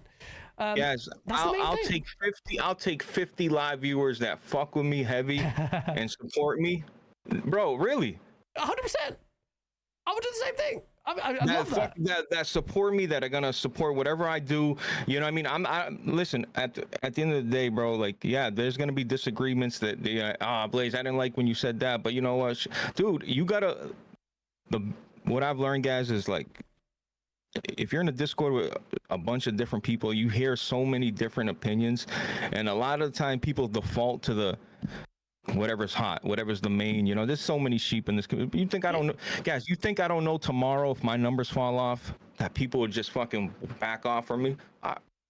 I'm well aware of this shit, bro. 100%. It's standard. This is the way it is. But what it takes to change that is going to be something else. So you have to take, like, the content I'm producing, the nature of the content I'm going to be producing is very different. And I'm very confident the numbers will be very good. If they're not good, it doesn't matter because it'll be content that I'm creating. So much effort. Your videos are so creative. They're so high level effort. And they've always been like that. And I know you give a fuck everything, even down to the fucking thumbnail and little, like you're so particular with it, bro. And like honestly, you are gonna succeed. You are gonna make it because not only do you put in the work, you grind for it, and you want it to happen. And another person is Cassie, bro.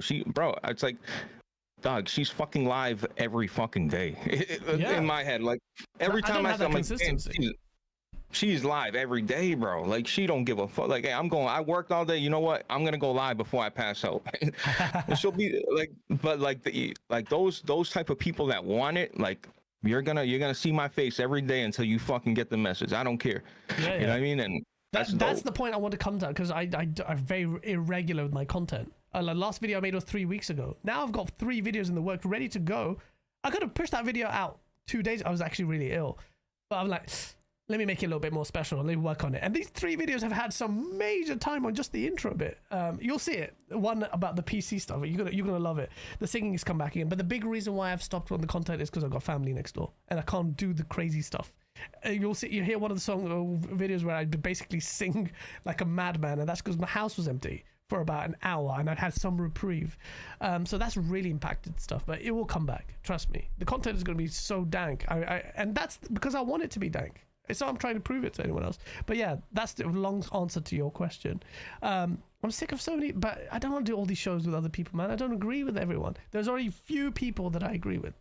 Really, it's not even agree with, it's just gel with. And it's just the way it is. Or respect what they're. You can agree with a bunch of people, but if you don't respect the other individual across from you, then there's no point of even having a conversation in the first place, bro. I'm sure on Web Day stuff and Hoggate stuff, I'm going to be arguing back and forth, or have disagreements all the time. You should see our party chats. It is me and Fonz versus Zorka and Colt Eastwood all the time. All the time. Do you know how rawly we insult each other? Like so raw, you'd be like, oh my god, they're fighting. But you would just see how many times like we rinse Colt. Oh yeah, you're sucking off Phil Spencer again. Blah blah blah. And if that was a podcast, it would be epic. And I keep telling him. Why isn't it? Colt Eastwood like sucked it. I don't know. Shout out to Colt, bro. Colt's cool, bro. He's always, listen, I'm not going to act like I have some sort of relationship with him because I don't. But every time my name gets mentioned, he's always cool about shit, bro. I feel like Colt thinks I'm this rabid Sony fanboy that would rip him to shreds and say bad shit about him. Like, bro, I'm just not on that level, bro. Like, I hope he understands it. Like, I'm not on that time. He knows that. I don't think he thinks of that. At all. It's not like that at all. But guys, when I reach out, like, oh, you and Colt are gonna come on, and I feel like, I don't know. Colt's left one comment under my videos. You want to know which one it was? Which one? Ever. Halo Reach Reshade. Looks great, bro. Of course it looks great. You know, it's just so funny. The one comment that's what I'm saying. Under Halo. This is what I say to Colt all the time. This is just take it out of your mouth, Colt. I'm like, no, I'm not. I'm being real. No, shut the fuck. Take it out. Me and Fonz were just so pissed at his Xbox Game Pass video. Even though it's true, Xbox Game Pass is doing really well. Me and Fonz were like, you just love. How does Phil Spencer taste every day? Oh, Eastwood, you love it, don't you? You love it. And we rinse him so much for it. Colt is very different in background, I will say. When he can. I heard Colt's a different person in just a party chat. I heard. Yeah, but dude, he's got a big channel. He's got a lot of things going on. Like he can't. I know people want you to say how it is, but bro, like it's easy for us to say. Yeah. Yeah, it's cool for you to say, but once you start losing relationships, and it's like, damn, this is my content, this is my bread and butter. Like, yeah, I get it. As long as you get it, as long as you understand what's going on, then you should be cool about it. Like, absolutely, you know what I mean? You gotta. The thing is, I think when I was with Colin, I know you hate Colin, but listen. I know you hate Colin, but this is why I kind of have respect for him. It's because it's like he's blackballed. He went against the grain, and he didn't care what relationships were like lost. And I just feel like, you know, I gotta tip my hat a little bit to him or towards that part. You know what I mean? Him just. No, I respect Colin's pros. I respect Colin's the way he puts his position forward. I respect his intellect as well. We don't disagree. I vehemently disagree with his politics, and I also vehemently disagree with the manner in which, well, I say the manner in which he's approached some things with me. I apologized to him profusely over something that happened. Proper profusely. And it was a well thought, because I called Dustin Furman a dickhead. Or I called him like, oh, you piece of I did. In a very jokey way. Very jokey. And the irony is this. Colin Moriarty got famous because he made a very timid woman's joke, right, on International Women's Day. Really calm. And he got cancelled by gamers who are really left-leaning in the community. Very. And and it's mental. It's absolutely mental that happened to Colin. That left-leaning drives me crazy. I'll tell you what, though. Listen, I hate both extremists, but that left-lean extreme, that one just makes me just want to punch something. It's so, they don't exist in real life. I only see them on the internet. I've never come across well, not that I can recall right now. But the irony is this: I did something similar. Maybe he's perceived as an insult, but it wasn't. And I apologized profusely, and I said, "This is what it was." And Dustin Firm and. I made a video on them, making fun of Colin Moriarty, but I reached out to Dustin beforehand, which I didn't need to do, and give who do I give prior advance warning to that I'm coming after you? But because Dustin had come on the show, and by the way, you may not be aware, and people still don't get it. Like the source videos are self-deprecating humor, and it's a skit.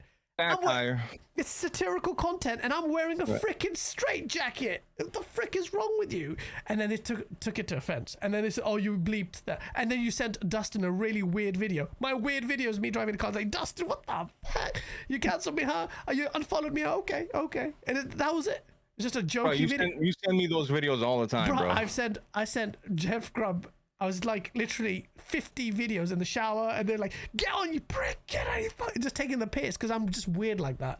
But these are the reasons you can distance yourself. But he was so precious, so like, this is so offensive. I'm like, how is that offensive? You went on Joe Rogan's podcast crying about the fact that everyone just exaggerated the offense on your little tweet, and then here's you crying about it, and then I apologized profusely, and I'm like, we're done. I'm like, all right, well, I just apologized that you didn't have to take it so hard.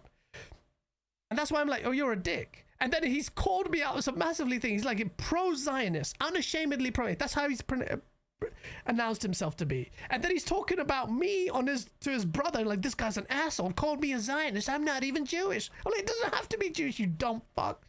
What degree do you have? I need to understand. So he's well-spoken in many ways, exaggerates his intellect massively, and he's very precious and soft, and he has a clique.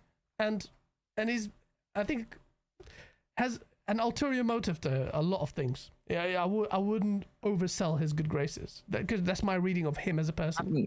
Brother, I don't even watch him. Like, somebody sent me that Patreon video, and I'm like, dude, I can't watch it. I'm not, so they had to cut it for me. So I don't watch Sacred Symbols. Like, I'm not, you know what I mean? But he's one of the better podcasts, because I don't see his shit. At all, but when I see his clips, I disagree with what he says, which is fine. You're allowed to have disagreements, but the way he delivers it is with sincerity. I feel. Right, he's a great speaker. Really well spoken. So it is what it is.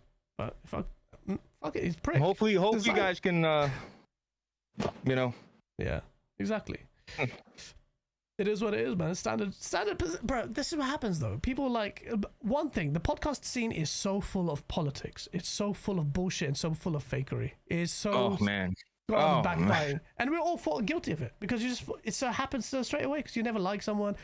And with Game On Daily, the only thing we were talking about this yesterday. The one time I was pissed. I won't say who. I got forced to invite a guest because I owed them a favor. I'll tell you who it was in the background. Epic Treasure knows. And I was like, bruh, I do not respect this person. And they're like, yo, guys, for me, I'm like, really? Like this? And that's the only time where I've invited someone I didn't dislike. I'll tell you later. You won't even know who they are. They're irrelevant, but they're so just dumb. I'll tell you who it is later. I need to get a water. 1 second. Yeah. Colin loves nothing more than being right, Epic Treasure. Yeah, that's true. Gasby warned, you've just invaded the woke parade led by Epic. Bruh, the woke parade have been coming at me for a time. Mass produce, you're here as well. You are so stalking every It's not even an Xbox podcast anymore, but you love coming to the podcast. What? PlayStation, please release some games so Mass Produce can at least join some PlayStation podcasts or enjoy some PlayStation content, bruv. Sacred Symbol sounds like some History Channel wank in it. It's not Port Rock, no. It's definitely not. You guys won't even know who it is. They're really obscure, by the way. They have no real following or anything, but I was forced to bring them on. But yeah, it is what it is. I fuck with you guys 100. What's up, Mass Producer? Bro, Mass Produce, that's my guy, right? That's Socom right there, baby. No, is that it? Bro, he sucks PlayStation's from the back. Does he? All the time. He has the veins, everything mapped up on his tongue, bruv. Shut up, that's my guy, right? That's it. He supports me. I can't. What am I gonna do? My guy. Right? He's a Reforge, bro. Oh my god. Oh my days. Reforge is another guy I've never watched a single. The only bro, these dudes made him like. I feel like they people made him famous by posting their clips on Astro Twitter Cyber constantly. made him famous. Yeah. I would never know who this guy was. Me either. The only reason PlayStation guys took him on board is because they had a fancy setup. But that guy, oh my god, it's not even just a case of not liking something. It's a case of this guy talks shit, and he loves the smell of his own farts. And he's got his head stuck up so far up his own arse that every time he talks, it reverberates because the voice is oscillating through his rectum, stomach, and trachea. The guy is so freaking talks so much shit, and he's so condescending to his viewers. So condescending. I'm jokey condescending. This guy just will guilt trip you to like, yo, get us some members. Oh, you're not getting memberships. I guess we're not gonna do any special content, bruv. If I ever said that, oh my, you slap me, bruv. Like his attitude is like, you owe me. You wanted to get some return on investment. I get that, but you know, just to tell people, you're like, there's certain ways to talk, bro. Like if you're if you're dying for fucking $3 memberships, then yeah, go get a fucking job. Mason, you like that shit? By the way, Mason, if you pay close attention, you'll see a lot of Xbox propaganda popping up on there, you know, because I'm such a pony. But there's the PlayStation logo right there, just as you said that. I know that's bad timing, yeah, but trust me, you'll see it. You'll see it, I promise. That was horrible timing. What the fuck? Oh shit! Oops. There it is again. Nintendo. What the Xbox is coming? Xbox is coming. Let's see. Where is it? I'm gonna look at it now. Pac-Man. Dreamcast is the. Xbox is gonna come now. It's gonna be. Xbox is next. I'm telling you, they gotta be. I fuck with White Xbox. Screen, baby. Elden Ring. I don't know what Days that is. Gone. Days Gone. Doom. It's coming. Helldivers, it's coming. Xbox. Look, there it is. Yeah. Gears of War. Gears of War. Cortana. Okay, come on, baby. He's got it. Halo. You seen that? It went quick, but yeah. Yeah. Come on, baby. Oh, so that actually looks sick. The Hellgun. Is that Hellgun? Mm-hmm. That's Killzone 2. Oh yeah. That's what this thing is so great because you can take video clips of say your favorite video game scene and then inject it and it pixelizes it makes it, you know what I mean? That's sick. That's sick. That's sick. Yeah, what are we talking about? Oh, yeah, Reforge anyway. Yeah, Reforge. So so we went on a massive tangent talking about random shit, which I love though. I love that. Because that's the kind of conversation I really want to talk about. And then mix it up with gaming chat, which is Hellblade 2 is coming to freaking yeah. Yes. Hellblade. I found out in November of 2023 when Xbox was going to do its multi-plat strategy. November 2023. I have seen so many people, including Risk It for the absolute fat piece of shit Biscuit, try and claim this. He had multiple sources. One of them was Hoggy, who told him what I have heard, because I told Hoggy, and I told a few people. No one believed me. These guys are talking shit. Who's the source? November 2023. I can even prove it, actually. Well, actually, I was saying it since November. In December, I was 2020. By December 2023 rolls in, everyone's making fun of me on the Xbox camp. Gaz is a piece of shit. Why is he coming up? He's making a bollocks. It's not real. And to the point where I was on King Thrasher's show talking about this, because that's the audience. I remember. Yeah, the only audience that would take me serious, because ponies have ulterior motive. King Thrash. I was like, you know what? Let me just say it. Xbox guys got so pissed. One, because King Thrash invited me, so I accepted the invite. Two, because even King Thrash's audience were really surprised. They were expecting me to go in and just murk him. But for what? So I was like, because the thing is with King Thrash, and he's a creature of his own thing, just like I am with my antagonism.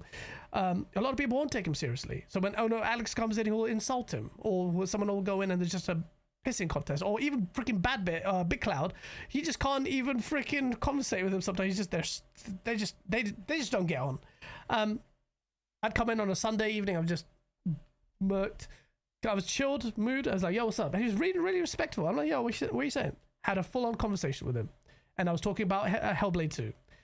And since then, December 2023 is when I found out that Xbox is doing this multi-platform strategy, because it was playable on a PS5. You told me that. Yeah, I told you that, right? You told me that. Yeah, I couldn't say anything. Well, you told me not to say anything. Yeah, I couldn't tell. Well, I couldn't do it because the worst thing about this thing is if someone loses their job, because you don't know who. Because Naughty Dog, Ninja Theory is a small team, and the news had just gone out, and the person was playing it, and then I heard more and more in the background. Starfield is coming as well. So I heard about Hellblade 2 was happening, and then I did the podcast, I did the funny spaces with Tim Dog, and I'm telling everyone that Hellblade 2 is coming out. And then I don't give a shit about the fame that people say, oh yeah, see, I told you. But I love the fact that so many people just love to take. If I wanted to really make an article, no articles got made because I didn't go out of my way. I just didn't want that person to lose their job. And my source is, I trust him 1 trillion%, and he doesn't even give a shit about this stuff. He told me. I was like, bruh. And then Phil Spencer comes out, and he lies to everyone's face. Just 4 games. I don't want anyone to think this is our strategy. It's not. He's lying to you. Obviously, the lie has been proven now. And then you've other bits that we found out that shocked me, even how far back Sea of Thieves was in production for PlayStation. Was much further than the Hellblade 2's development. So I'm like, bruh. I'm going back to my source. I'm like, bruh, what is just 4 games? He's like, nope, bullshit. It's bullshit. It's bullshit. Phil Spencer may have saved Xbox, and it is what it is today and all that, but yeah, do you believe Phil Spencer really saved Xbox nowadays? He did, though. It's a fact. Without Phil Spencer, there wouldn't be an Xbox, because Satya Nadella asked him before the Xbox Series X generation, I think in 2018, before then, we don't need to be in gaming, man, because Satya Nadella's a bold piece of shit. Doesn't even give a shit because he's Microsoft. Yeah, you don't need to be in the biggest fucking format of entertainment. You don't need to. Yeah, you don't exactly. need to be in that. Yeah, exactly. You don't need to be in there. We don't need to be in the gaming space. And Phil Spencer told him that we can do something really big, or whatever he sold him was probably synergy with the subscription service that Microsoft was doing with their Azure and Office suite, and now there's a synergy with gaming with Game Pass, which is why it's no coincidence they're doubling down on Game Pass, because it has that synergy with the brand. And they double down, fair enough. And Phil Spencer did that. And there's a massive, he gets his flowers, man. He saved Xbox. He kept a competitor going. Without Xbox in this space, the gaming space would be a lot worse. I'm not going to downplay that. But you can't take away the fact that he lied. And a big, bold-faced lie to the hardcore fans, because that's all. Those are only guys who really care about this multi-platform shit. Most gamers don't give a shit, right? But it's the hardcore. And it's the hardcore that have propelled Phil Spencer into high esteem and shout his name. And when I went to Gamescom, people queued up for 2-3 hours to sign and take a picture with him, including Xbox Era were there, and I was making fun of them. They're like, go get your book signed. I ain't ever waiting for that to someone to sign there, or take a picture of Phil Spencer, man. Come on, he's an executive. Like, okay, fair enough if you rate him, but I'm not waiting. Come on, bro, that's so lame. But he lied. And that's a lie, and that's a big lie. And he needs to clarify why that wasn't a lie, but it was a lie all the way through. I knew it was a lie. So imagine me saying that this guy's lying through his teeth. And then Xbox guys believed him, just 4 games. And it didn't turn out, because I knew this was being worked on. And on the anniversary of Hellblade 2, they announced the PS5 Pro version. which is enhanced, which is probably going to run at 60 FPS. I will say Hellblade 2, you don't really need to play it at 60 FPS. It's one of the very rare exceptions because of the way it is filmic, shot up with chromatic, with depth of field and bokeh and all of that stuff with the black bars. It's cinematic as hell. The gameplay doesn't even require additional frames. So it's something one of the rare exceptions I would actually elect to play in 30 because it's more cinematic in that way. Some of my videos I film at 30, like when I'm doing the Septic bits, the character, which I will be coming back with. But bruh, it happens. And everyone's like, oh, are you going to do this every time PlayStation, Xbox announces a game? It's not a big deal. But Hellblade 2 was a big deal because Hellblade 2 was the game that they revealed the console with. They revealed the Xbox Series X with. Right. And boom. And then that's what the game that I knew they were lying about. And I was like, there's no way. You're just lying to everyone. And that's the thing. Phil Spencer will have the lie brand. His legacy will have him as tarnished. I feel, but generally seen positively, taking Xbox to being big and whatever, but at the cost of the hardcore fan base that evangelized him and his presence and his contributions to gaming. So it's an interesting one. Nah, Revenge. Listen, bro. I'll tell you the truth about King Thrash, because people form opinions about people all the time, but I like to speak to that individual before. Like I said, fuck what you see on YouTube. It's happened so many times, guys, where you hear somebody going crazy on YouTube or acting a certain way on YouTube, but then you talk to them on Discord or on the phone, and they're completely the opposite. Yeah. And listen, man. I can't. I gotta be real, bro. Every time I don't talk to King Thrash a lot. He's got my number, but when we do talk, it's just regular conversations, no funny shit. Just how you doing? Then maybe we'll talk about some games, maybe. But like, the dude's he's a good person to me, bro. And I stand on that. I don't give a fuck, bro. I really stand on that. Like, look, I agree with King Thrash and a lot of his gaming takes and whatnot, but I don't either. So what? So what? Exactly. But as a person, when I reached out to him in the midst of our beef, and I said I felt sorry for a certain way because the way the community was treating him for his gas planet stuff, the way he reacted also showed me like, oh right, this guy. He's like, nah, that's cool, man. We don't have to. I said I let out with we'll never probably get along and always have beef, and he's like, well, why do we always have to have beef? And I'm like, oh right, he's the bigger man though. He just kind of surprised me with that take. I'm like, bruh, oh shit, and then bro, yeah. Guys, going to war on YouTube is expensive. Yeah. A lot of resources, a lot of time, and like I said, if they deem you better than me, guys, doesn't matter. If you're the bigger channel, say you got more numbers, whatever. That's it. You can have the facts, you can have the paperwork. If they deem you wrong, the internet says you're wrong, Blaze, you're fucking wrong. It's over. Yeah. You know what I mean? And a lot of people like to do this beef shit. They wanna have problems with. I try to tell. I love Big Cloud. I'm like, yo, Bit, stop fucking having problems with people, bro. For what? He's got short fuse. Bro, like, what the fuck you got? It's got massively short fuse. He's got massively short fuse. I got a short fuse too, but like, you gotta use that fuse and light it for certain. Like, you can't just fucking light the fuse every time you don't like what you're hearing, bro. You can't do that. He lights that callously, bro. You know what I mean? I just feel like, bro, there's enough for everybody to eat out here, bro. I go live during fucking Spawncast, 2,000 viewers. You know what I mean? There's enough for you to eat out. Like, you can collab. You don't have to collab. You can make friends. You don't have to make friends. You can have a small circle. You can have a bit, like, bro, all this shit, like this beef shit is fucking stupid, bro. You don't even know half these people you're talking to. You know what I mean? That's why I like to get to know the like, oh, this person's bad. I need to see it for myself, guys. You can listen, guys. If you say somebody's a piece of shit, to me, my antenna's gonna go up like, oh, if guys said he's a piece of shit, then likewise, I'm gonna take because I got some respect for you. I got some rapport with you.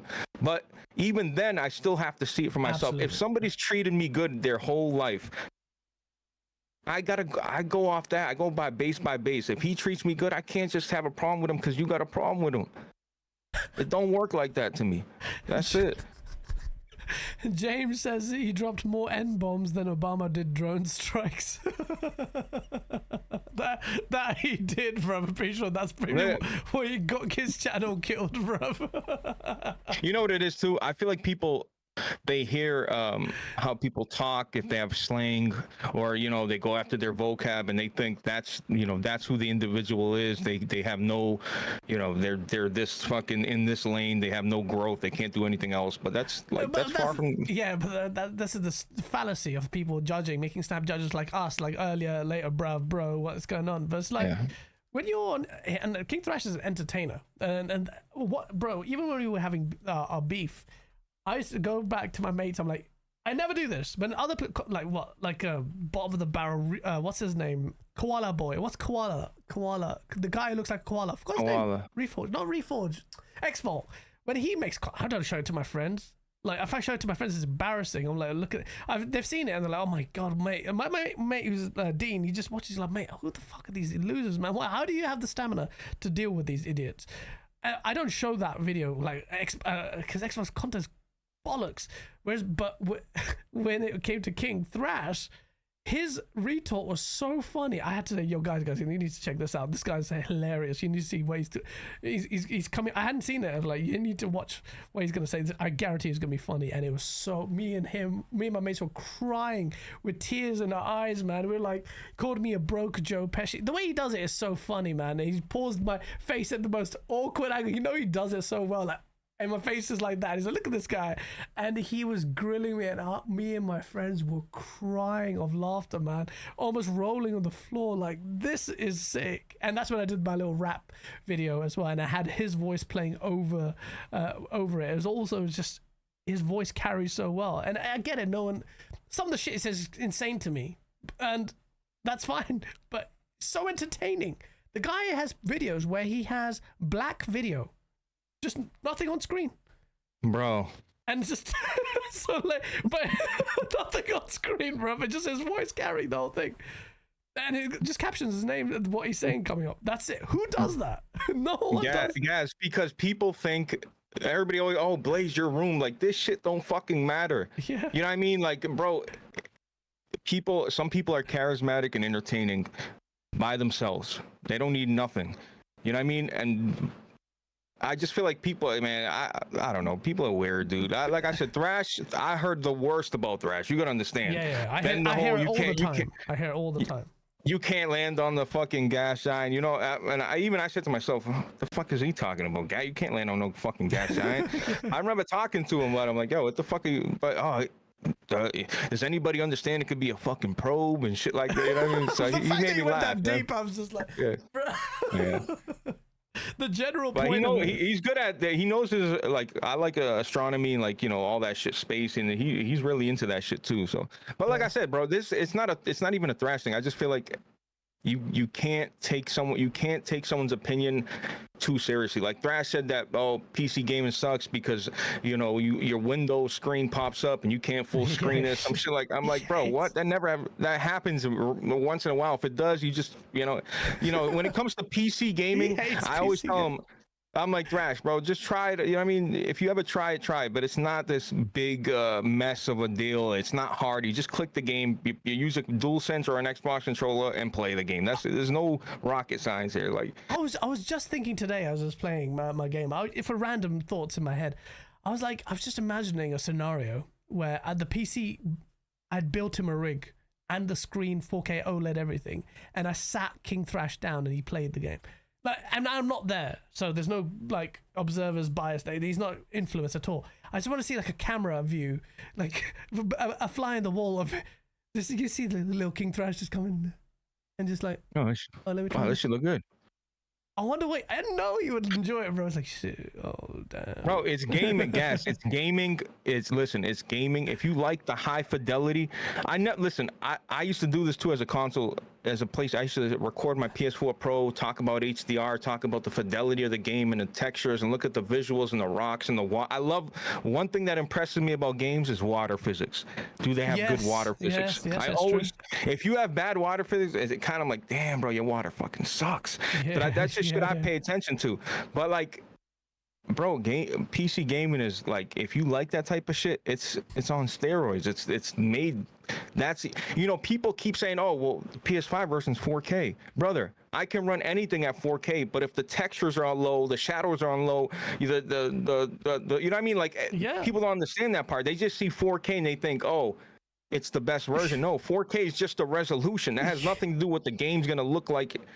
I don't know. Exactly. You try to explain hard. that to people and they won't. Yeah. And then PC, you can have it all depending on your budget, or you can prioritize the things you really care about, and that's the freedom that you like. And you have to be a certain subset to enjoy that kind of particular level of fidelity, to expend that much money to invest to get that kind of experience. But my God, is it incredible. And honestly, it's a beautiful experience, and I will never go back primarily. Obviously, I'll buy the consoles and I'll play them, but they will never be my primary console, and I've got that reprieve, and I understand that. It took me a while to get there, because late last gen I was PC, then I got sold. I got sold, and I don't think it'll happen again. God, that would be so crazy that I'll believe in, they might do something really bold with these consoles. If Nintendo can't do it, they're going to be the same shit. There's no way there's going to be some crazy design of these consoles are going to do something that's not possible before. But yeah, it is what it is. My boy Aries, he's been on PC for 5 years. He's been playing. He loves it. He's got all the newest shit, OLEDs, all that, and he was playing this MLB Rivals game. I'm like, dude, you playing that mobile dog shit MLB game, bro? Buy an Xbox or a PlayStation and play a real MLB game, bro. If you love it that much. So he ends up buying the Pro. I'm like, he's like, should I get a PS5 or a Pro? I'm like, dude, just get a PS5. You're playing MLB on it, bro, and NCAA, and he ends up buying a Pro, of course, because, you know, whatever. And then he's like, I'm loving this PlayStation. He's like, it's just so easy. I just click the game, I play it. It's just something relaxing about it. Just the menu is just right to the point. No dealing with nothing. But it's just funny hearing that, like, he's been on his PlayStation for like a month now. It's just funny.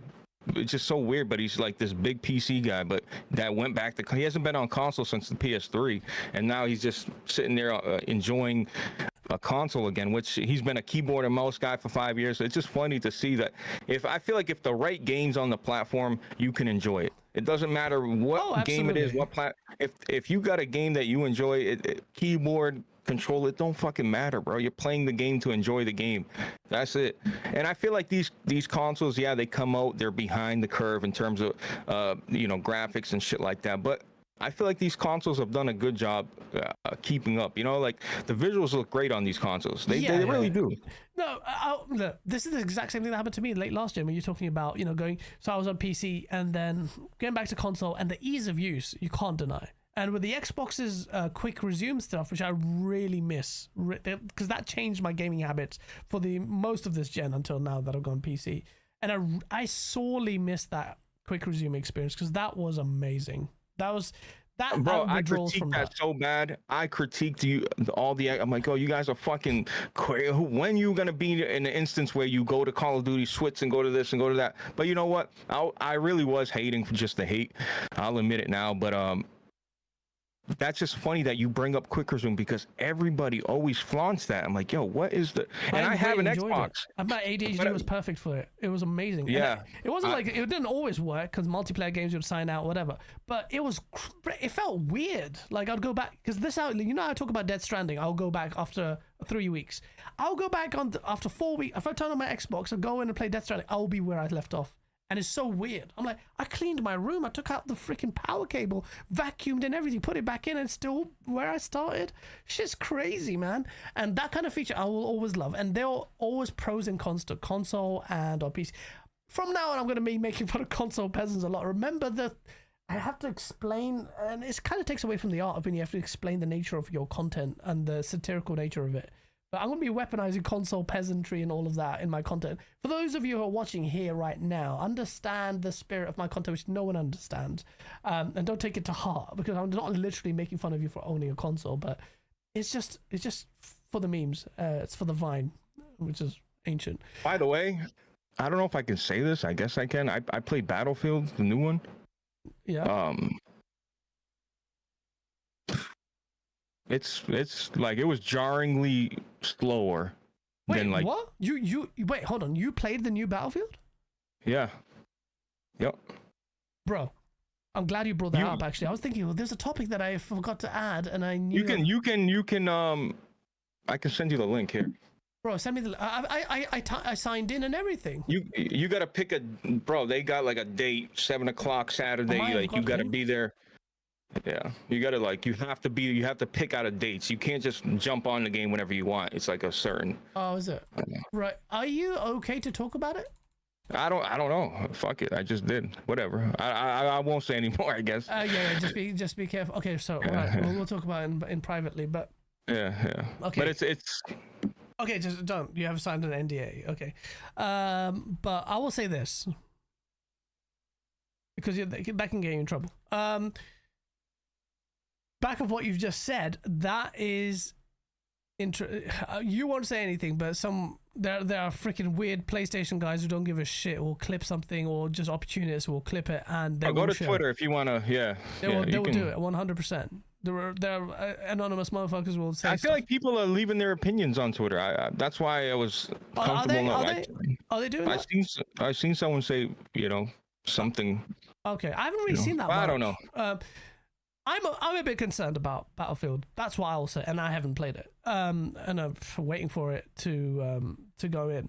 One, it looks just like Battlefield 3 and 4. Now you might say, Gaz, you liked Battlefield 3 more than 4, but fair enough. But I'm like, but where's the change? Where's that warrants this sequel? Like, where's the big seismic difference? Gaz, you're fucking up right now. That's the problem. Don't fucking change it. Battlefield 3 and 4 is fucking gaming bliss. What changed what? That's the problem. Oh, it's change the same UI. operators. Okay, but it's literally looking the same, but different maps. It's looking the same, but fucking gorgeous visuals, gorgeous destructibility. Not just, hey, push this button, building falls. Like, hey, Gaz, you're in that fucking building. I'm gonna get you out that building. Oh, so you're saying destruction is actually sick? We've seen that, so I don't think it's gonna be. You're gonna get. Yeah, that's not. I'm not breaking that news. It's weird. I can't even ask you the things I want to ask. The feeling of the game is going to be fundamental for Battlefield, and how it. Obviously, the destruction is a big one, and we need to see proper destruction because they toned it down quite a lot. You're telling me that any building you can breach and the destruction is so comprehensive? That's a game changer on its own. It's not just Levolution, which I loved, but it was resigned to certain buildings, but they were big statement buildings. I hope they bring that back as well. But you were saying this is comprehensive destruction. All right. But the slowdown, which you mentioned earlier, I don't really mind that much, because if it means like more deeper gameplay, just slow it down, make it a little bit more. You're muted, by the way. Fucking go XLR. If you played 2042, yeah, which I actually enjoyed a little bit, but it is shit. But yeah, it's just think of 3 and 4. Think of stuff like that. So I didn't have a lot of time with it instead of 2042, right?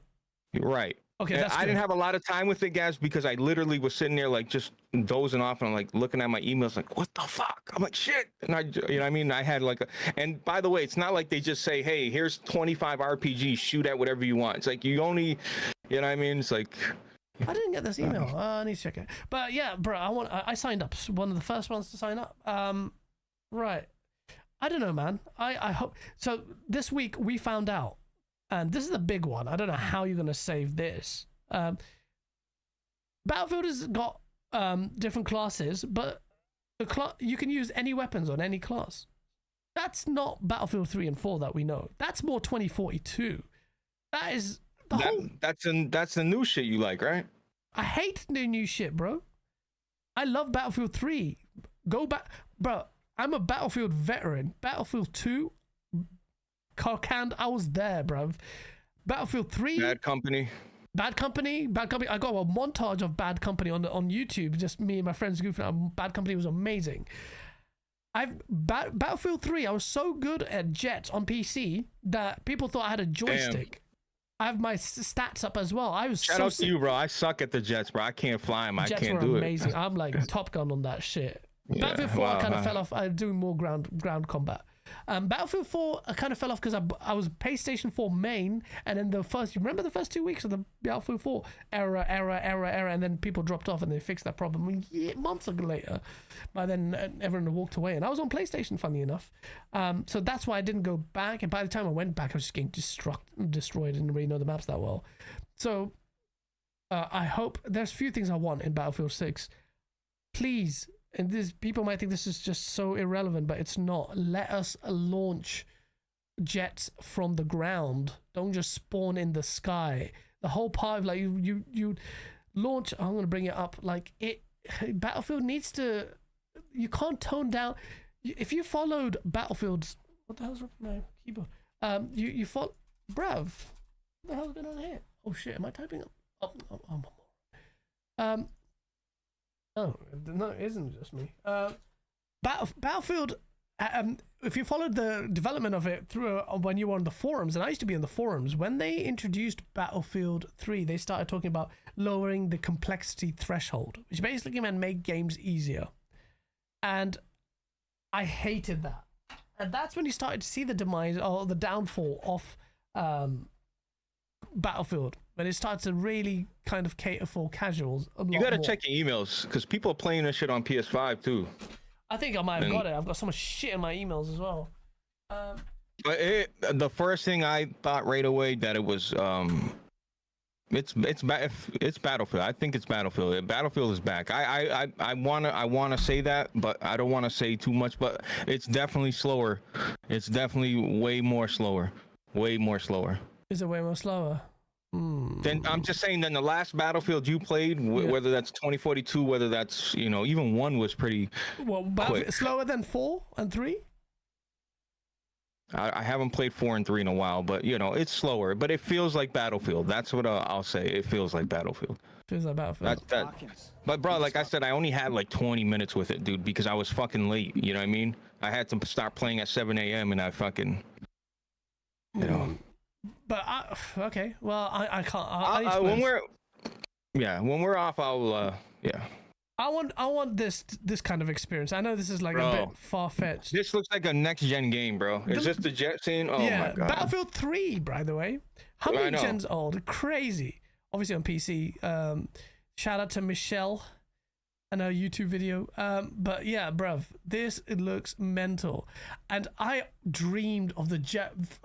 It doesn't have to be like this, but you need to have much larger airspaces, because every time, even on Battlefield 3, you were out of bounds. You were so narrow. It's not even real jet fights, because they're so like the where you could navigate was so tiny. Now you don't need to have that problem. Even if you have 64 versus 64, the airspace needs to be significantly.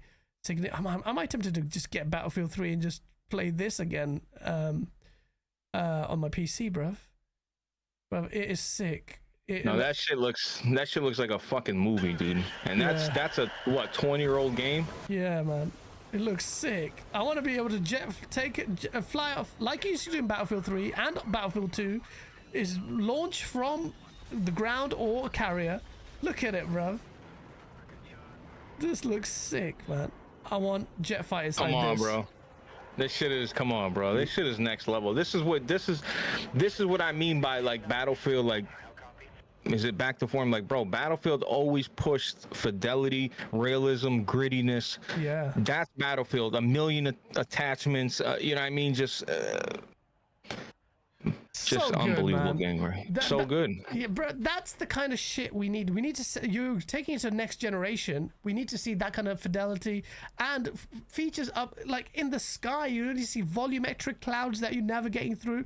Cut the clutter off on screen, not just a shit ton of icons and HUD elements in there. Make it legit. Make it just gritty as well. That's what people actually really want from Battlefield. Not just like a back to 3 and that's it, and just give us the same thing. That's kind of my concern with what Vincent Pella was saying, but also add to it, man. Take advantage of the tech that you have right now, the CPUs you have. Obviously, you mentioned the damage, which is great. I want more comprehensive damage. Look at that water. Yeah, Epic nose. Look at that water, bro. Like I said, this looks so good for a 20-year-old game, bro. Like it's actually jarring how good it looks. I don't think this person is running it on full graphics though, because I feel like you can see a lot more effects on the other ones. Well, or maybe I'm just remembering it Bro, different. 3080 is maxing out that game, no problem. Yeah, 3080. So I don't see why. I don't see why it wouldn't. But this is a different video. Let's see. So, do you want to see if it's Bro, this could look even better. This scene could Can you be imagine done. this is the scene with all the volumetric like stuff on here, the emissions This is of the all ground? baked lighting right here. This is all predetermined lighting right here. Yeah. And it looks incredible. But that's why dude, this is what I tell you. Like all these games forcing all this ray tracing like baked lighting, if it's done correctly, can look super fucking impressive.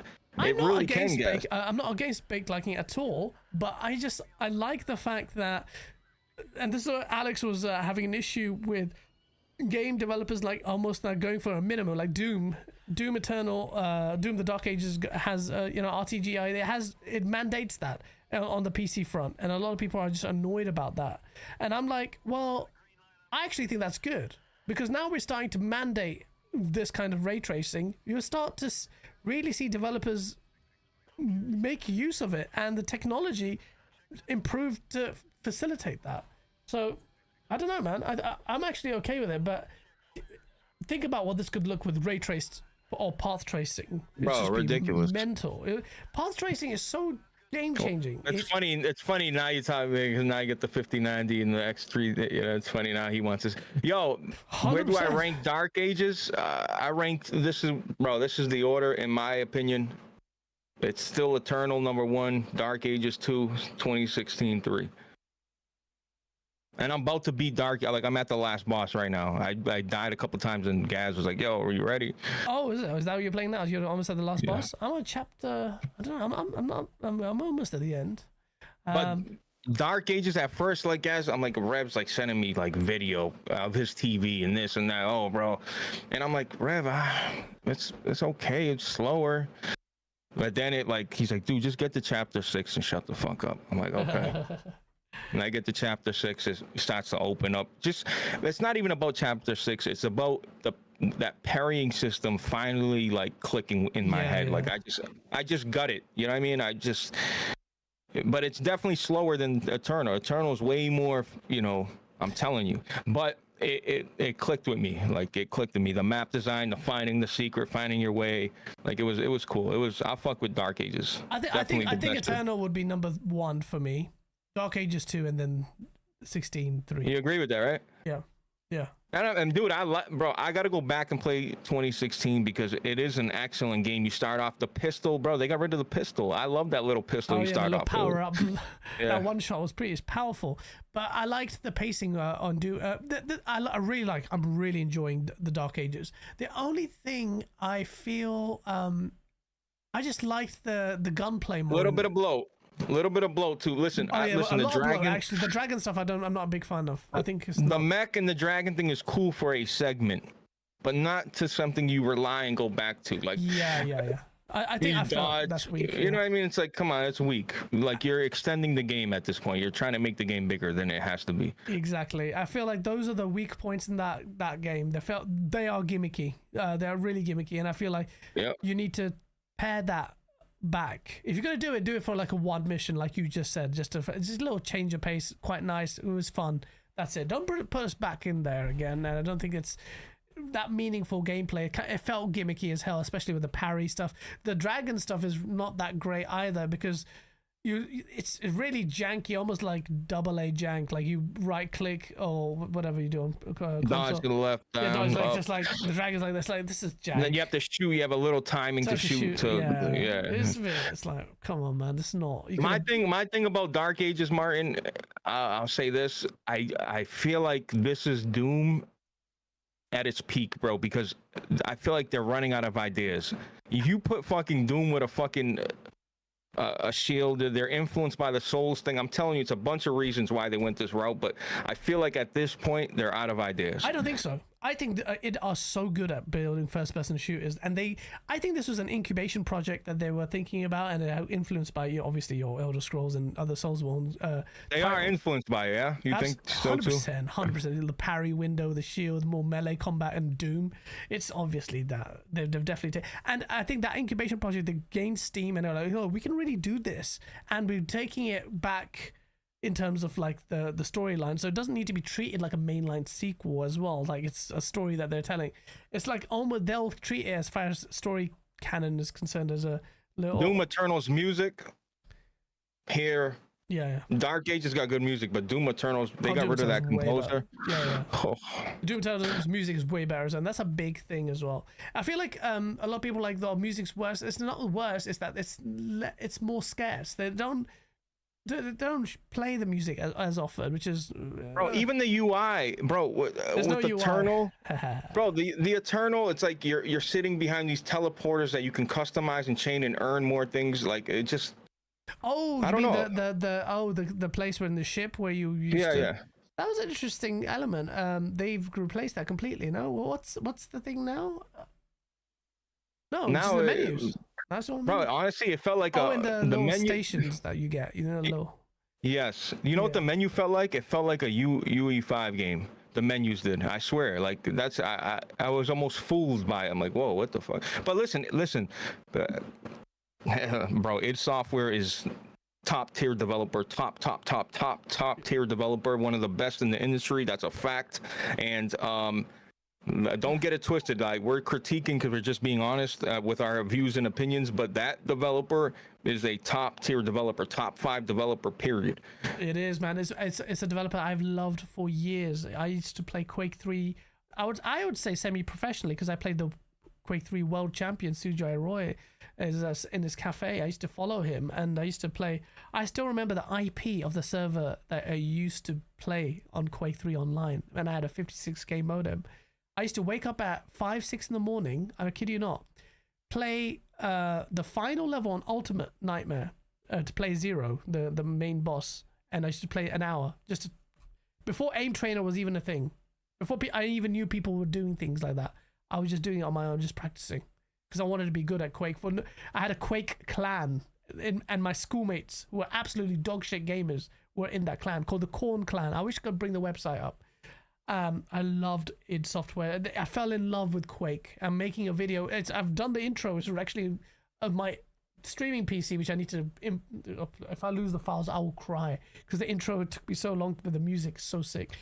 Basically saying bring back Quake. And I think id Software should bring back Quake because they've shown that they're so fluid in their design. I think it's really impressive that they've done what they've done with Dark Ages. They've kind of gone to a different. Every Doom is different. Doom 2016 is different to different feel, gameplay mechanics, all that. Yeah. Yeah, man. No, they're great. And listen, man, I think there's room for them to do anything. I played Quake Arena with Alex. We had like a game night once. Really fun game. So point and click, but so like it's so simple. It's simplified gaming, but it's amazing. It's just fucking so addictive, and it's so perfect. It changed. Have you played Trepang 2? I haven't played Trepang 2. Everyone's talking about that. I'm downloading that today. Guys, I'm about to leave. Is it that good? It is. It is good. It is really good. Oh shit! And those developers hooked me up with the game, so I have a little legion. So, but seriously, that game is awesome. It the looks music. amazing. See, Rev, like it's like Fear. You ever played Fear? Of course, I played Fear. I bought the all 3, the thingy edition. It's Fear on steroids. Oh shit! I need to check, but they need to bring that back. That's an amazing game. Fear's AI still stands as something to be respected even today. It's amazing, and a lot of people don't know about Fear. They don't. Yeah, they sure don't. It's amazing. It's such a weird game. I'm put up someone's gameplay here now. One game I never got to play. I don't know why I'm randomly mentioning this. Is a game called Black. Do you remember Black? Came out on PlayStation. Oh, of course, I have it. Oh, you have it? I never played Xbox. that. I think I have the Xbox version. Is it on Xbox? I think it was on Xbox. Is that with the AK-47? Yeah, man. Maybe it is a PlayStation There's version. a really good destruction on it. I just didn't have the money at the time to play that. And it just looked so amazing. And I was just like, I feel like I missed out. because apparently it looked like it was a vibe. That was a really good game. Champagne Supernova for the Champagne Supernova. The $2 super chat. Thank you, man. Glad you're better than a better Dreamcast Gaz. Slow down, baby. Yeah. Oh man. Thank you, man. I already like the champagne guy just with his logo. I'll be paying attention to what people got. Dead Space is the source. My friend was just playing it today for the first time. The remake, so good, so good. Yeah, man. Bro, sorry, I went on a tangent, but yeah, Doom. I think that id Software should just like park Doom to one side now and work on Quake. And the Quake that they can bring is but it has to have multiplayer, and not just a side piece multiplayer like Quake 4. It has to have real multiplayer, real thought. I'm gonna make a video on what I think they need to do with the multiplayer. Not only just saying it should be back, but also what my ideas of what an arena shooter needs to be doing to appeal to people that don't really care about arena shooters that much, or that's what you think, and on the more of the younger crowd as well, and in a way that will appease everyone, the diehards, and also the new crowd. And Anthony, listen. I'm for press. I don't really like your jersey. We'll give you a lesson next Saturday. Oh shit. Okay, Anthony. Just remember, come back. I'll be right here in the chat waiting for you next week. He's from Paris. He doesn't like your jersey, bro. Oh, shit. You gotta take that. You gotta take it. France. No, it's a Champions League final. It's a big deal. It's a big deal.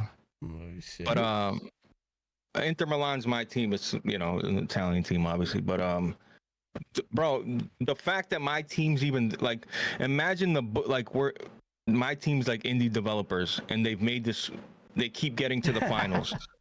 That's how it is. The budget, we got all like outcasts from other teams, and our coach just, got these players to play well, and they're in the finals again for the second time in 3 years. So, but we'll whoop that ass. Don't worry about it, Anthony. You'll see. Good luck to you, bruv. Inter will trash PSG. Dumfries. Grey Fox actually. Yeah. Dumfries, yeah, fire. Grey Fox. Dumfries. Grey Fox. No. Grey Fox, we're enemies. All right, bro. Bro, you listening to me, Grey Fox? We're enemies. Don't make me like you now. I don't want to like you now. Okay? Oh shit! I just fucked my shit up. 1 second. Dropped my mouse. Blaze, do you think there will be another Doom game after this? I don't see why. I don't see why. What are they talking about? These numbers, right? The numbers. But bro, when you inject something into Game Pass that's so big and popular, I feel like. Oh yeah, the numbers. I didn't even talk about that. So this is the thing. A lot of people were worried about the sales of the thing, and they were saying that the Steam numbers that actually were lower than what they expected, because Doom Eternal had like 100k concurrent, and some people are saying, well, that was during COVID, and that was a very different time. But they're still saying 30k max. I'll put a look at the numbers. But then what I found out, what transpired, what Bethesda announced was that Doom, the Dark Ages, had more players, 7 times more players, or got more players 7 times faster. I'm butchering that. Wait, run that back again, guys. Doom the Dark Ages had more players, or you said Eternal did? No. Doom the Dark Ages got more players 7 times faster. It hit 3 million players, and it hit that 7 times faster. This is what it says. Thank you for making Doom the Dark Ages the biggest launch in its history. 7 times faster to get to 3 million players than Doom Eternal. So yeah, I feel like that's a little PR magic right there, guys. There is so let's add some nuance to that. So there is some nuance to be had here. It is PR magic, because it's like, right, they've gone to the players faster because, well, it's on Game Pass, right? And on Game Pass is obviously naturally going to get lots of people to play it more. And 7 times faster, though, is very impressive. That's like, right, that's a significant uplift. Even during a COVID era, Doom Eternal, you're doing, this is their biggest launch in its history. So that's it's not something you can ignore. But what are the player and sale numbers? And I think those are lower. And the concurrent Steam numbers don't also show that it's been played that much. And people have been asking why. And a lot of people are saying that it's the price point. Others are like Game Pass. And the other point is the tech requirements, because of, a lot of cards don't have. The Steam surveys show that the base PC specs aren't that high. Well, they're not that high, but they can't do ray tracing. So that's maybe another contributory thing. But generally, I think these are very impressive figures that I don't think my Xbox is going to complain or cry about. Neither are id. These are big numbers. And I think they'll be okay with it. But there is a question to be had about the sales figures. Definitely. Champagne Super, thank you with a $5 super check. Sony should bring back Killzone. Absolutely. Maybe chuck in some live service. A few heavy, diverse characters in bubble jackets with pink hair. Shit would be fire. Oh, right. Please don't say that. Bro, do not do that to Killzone. And I'm not even a Killzone loyalist. Don't do that to Killzone, bruv. Don't just butcher it. You know what, though? That call-in interview with Shuhei, they bring up Killzone Shadowfall. Really interesting how they talk about Shadowfall. And to them, they feel like, if I remember correctly, it wasn't like a failure. That's not why they moved on or whatever. But it was interesting. The whole split wall of Killzone Shadowfall, like the Hellgas on one side, you could see the cities of the two. Killzone's so fucking. It's so interesting, bro. Killzone, that whole. You can do so much with it, man. You can do so much with Shadowfall. You could even with Shadowfall. I think it set off a really good what's it called? I pushed a Shadowfall and nothing, some random shit came up. It set up a really good precedent for what could potentially be done, because you've been killing Helgen like they were just cannon fodder for a while. This game was bold enough to tell you the story from or expose you to the horrors of war on the Helgen side. And then at the ending, do you remember the ending where you had to basically carry out an assassination mission? You are a Helgen. You're climbing through some vents, and then you snipe one of the thingy guys. And I was like, bruh, like, that's kind of crazy, man. Like, Killzone. I just recently beat Shadowfall like this year. Yeah. So I went back and played it, and man, I'm telling you, man, that game, it's got the PS5 Pro, got the little PS4 enhancements, and I showed off. People would give me a hard time, like, oh, I can't even see the difference. Like, no, like, it's hard to tell, but you can see the difference, in the material. But I'm telling you, Killzone Shadowfall was early Decima. It's just a gorgeous game, bro. It's just a gorgeous game. It holds its own even now. I say that even Killzone 3 does. Multiplayer was awesome. Killzone 2, I beat just recently, this year on my PS3. Bro, guys, this is what I'm saying. I know people, the whole PC talk about preservation and gaming and stuff like that, and it is very important. I love that PC gaming allows me to go play a game like Socom 2 in 4K and stuff like that. But there's something special about booting up your PS3 or 360, whatever game, and just playing the game for what it was. Like, damn, like what were the developers like? What were their troubles to make this game run and look at, like, just seeing what techniques they use? It's so interesting to me, that type of shit, bro. No, playing on the original hardware. But obviously I would literally, I might, if somebody said, listen, I'll cut off one of your balls, Blaze, and but you gotta, we'll give you Socom and Killzone. I would honestly, guys, consider giving you one of my balls for that game. I really would. Holy shit. Okay, that's a bit too far, Blaze. I would never do that. No, I'm dead serious. Really? Your balls are that small that you'd happy giving them away? I would not ever do that for any video game, but you are very clear. Guys, you just haven't played Socom. You haven't been addicted to the crack. You just don't know any better. Yeah, I haven't, but if it's that good, that would forsake one of my testes. That's something special, bruv. Bro, I can still produce. I can still bust nuts. Well, bust a nut. You know what I mean? Holy shit, man! Killzone Shadowfall looks so good even now, man. That trailer. Oh, it's awesome. And it's awesome. The art style is amazing. It's just like, it's not the best game. Listen, it has its flaws. Character development kind of, you know what I mean? The cliche, your dad fucking dies, and but like, I feel like Guerrilla, I've said this a million times, Guerrilla's they're much more seasoned than they ever have been, and I feel like if to them to like build a world now with all the techniques and engines, the engine that they got now. I just feel like they've learned so much and expanded so much on their character development, facial animations. I just look at Horizon as an open world game and what they've done with that game and how gorgeous that game is, whether you like Horizon or don't, you know. But I just think they could fucking just blow people. They could blow, bro. They could not only a blow linear people away. game. Just imagine how, bro. You taking an open world game and all that fidelity, how gorgeous. And imagine you confine it into a linear experience. You could just multiply everything, lighting effects, ray tracing. It's just, bro. be bananas, bro. I would, if they did like a Kickstarter, I would put some serious money down. And Me I'm too. a Halo guy over Killzone. I was in that console war thing. I was like, piss off, Halo shits on Killzone. I am telling you now, I would put serious money on Killzone. There's so much scope there. There's so much scope there with Killzone. And I really want to see the Helgen side. But there's so much you can do. So much. What you're saying is music to my ears. It's also the recipe. It's the recipe for winning. A confined corridor, like linear, not corridor, but a linear game that does Killzone. Because I'll tell you, but very upfront, when I massive Halo guy, Killzone came out, called the Halo killer. I was there. I'm like, who are you to say this? And this is gonna be, and I celebrated like Killzone sucked, right? But before I'm a console warrior, I'm a gamer.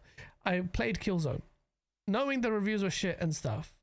I picked up the controller, and there was the greenish tinge. The PS graphics were amazing. They were amazing on the PS2. It looked incredible, and I felt, and I'm like, and my heart was like, yo.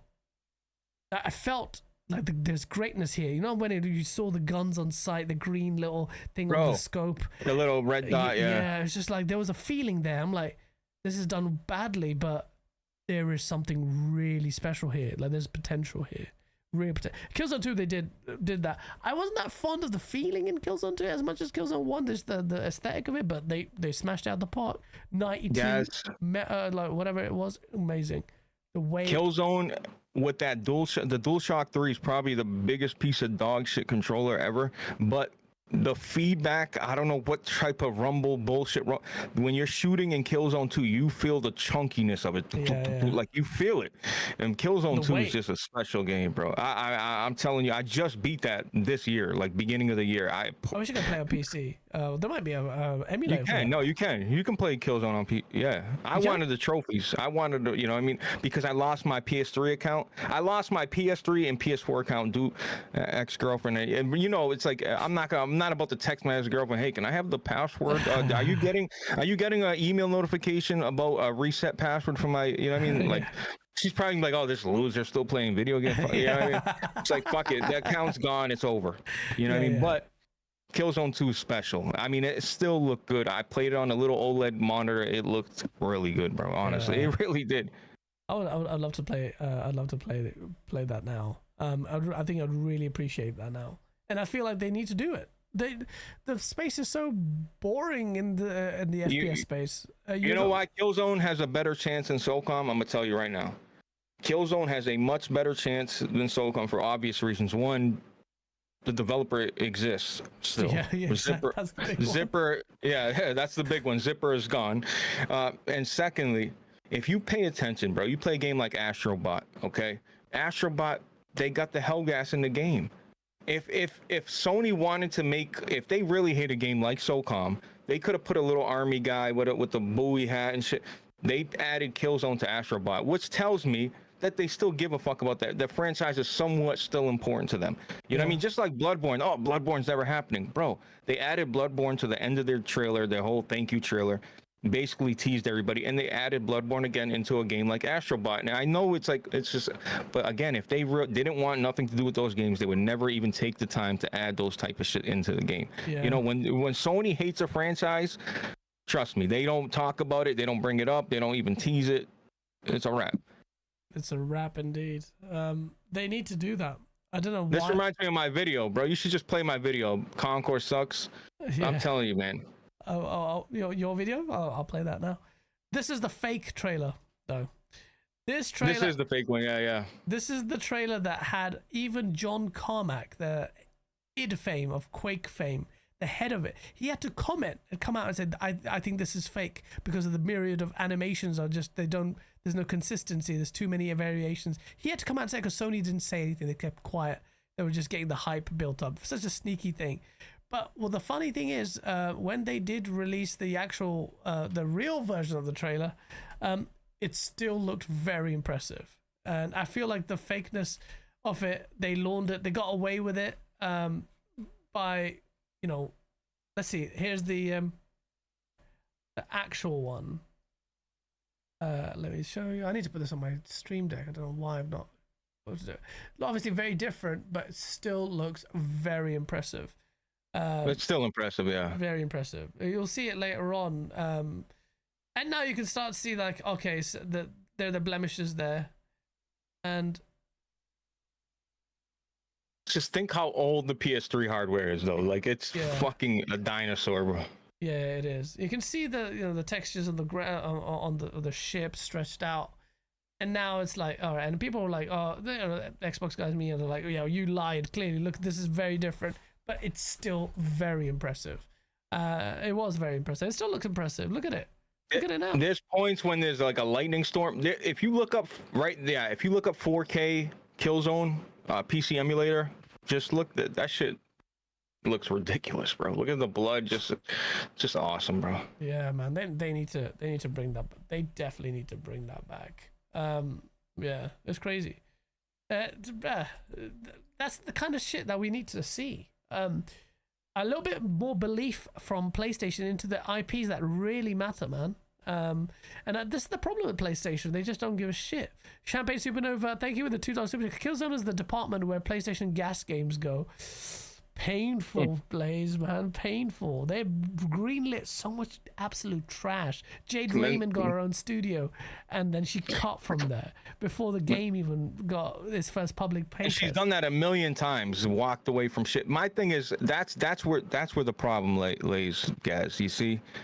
Yeah. You greenlighting and funding all these bullshit fucking studios time and time after again, giving all this shine, all this attention to these fucking studios that don't deserve it, these new IPs that are just uninspired, that look like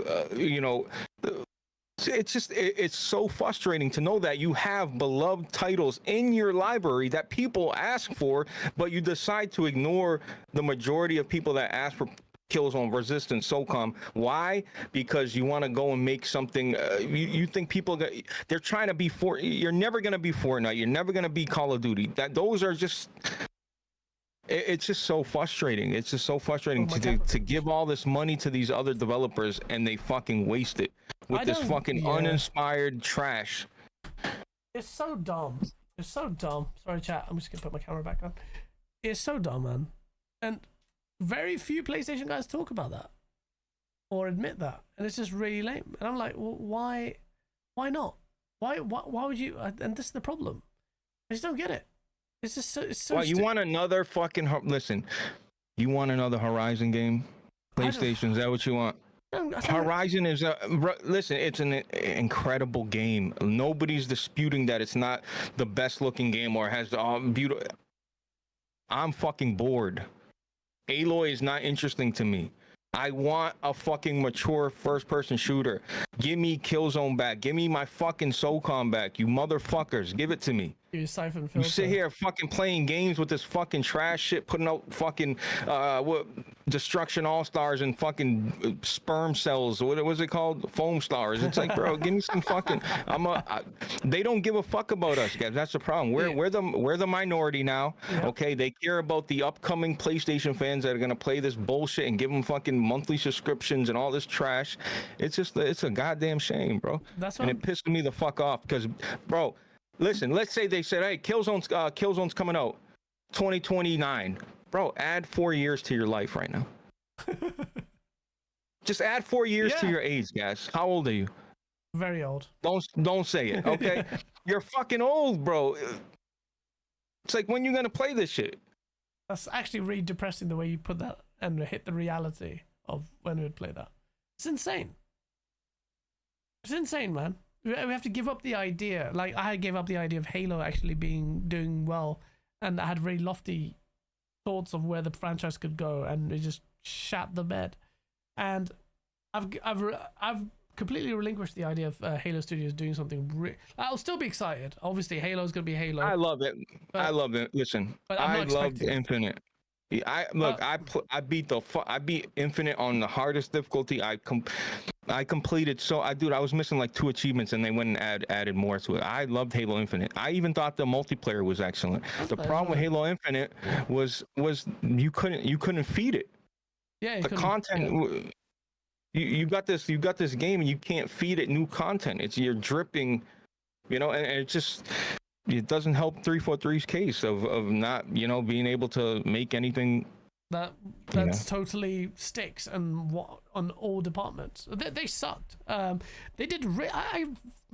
I felt the spirit of Halo in Halo Infinite in that world so much, and I forgave them for the lack of biomes, because I'm like, okay, you know what? This is a 10-year game.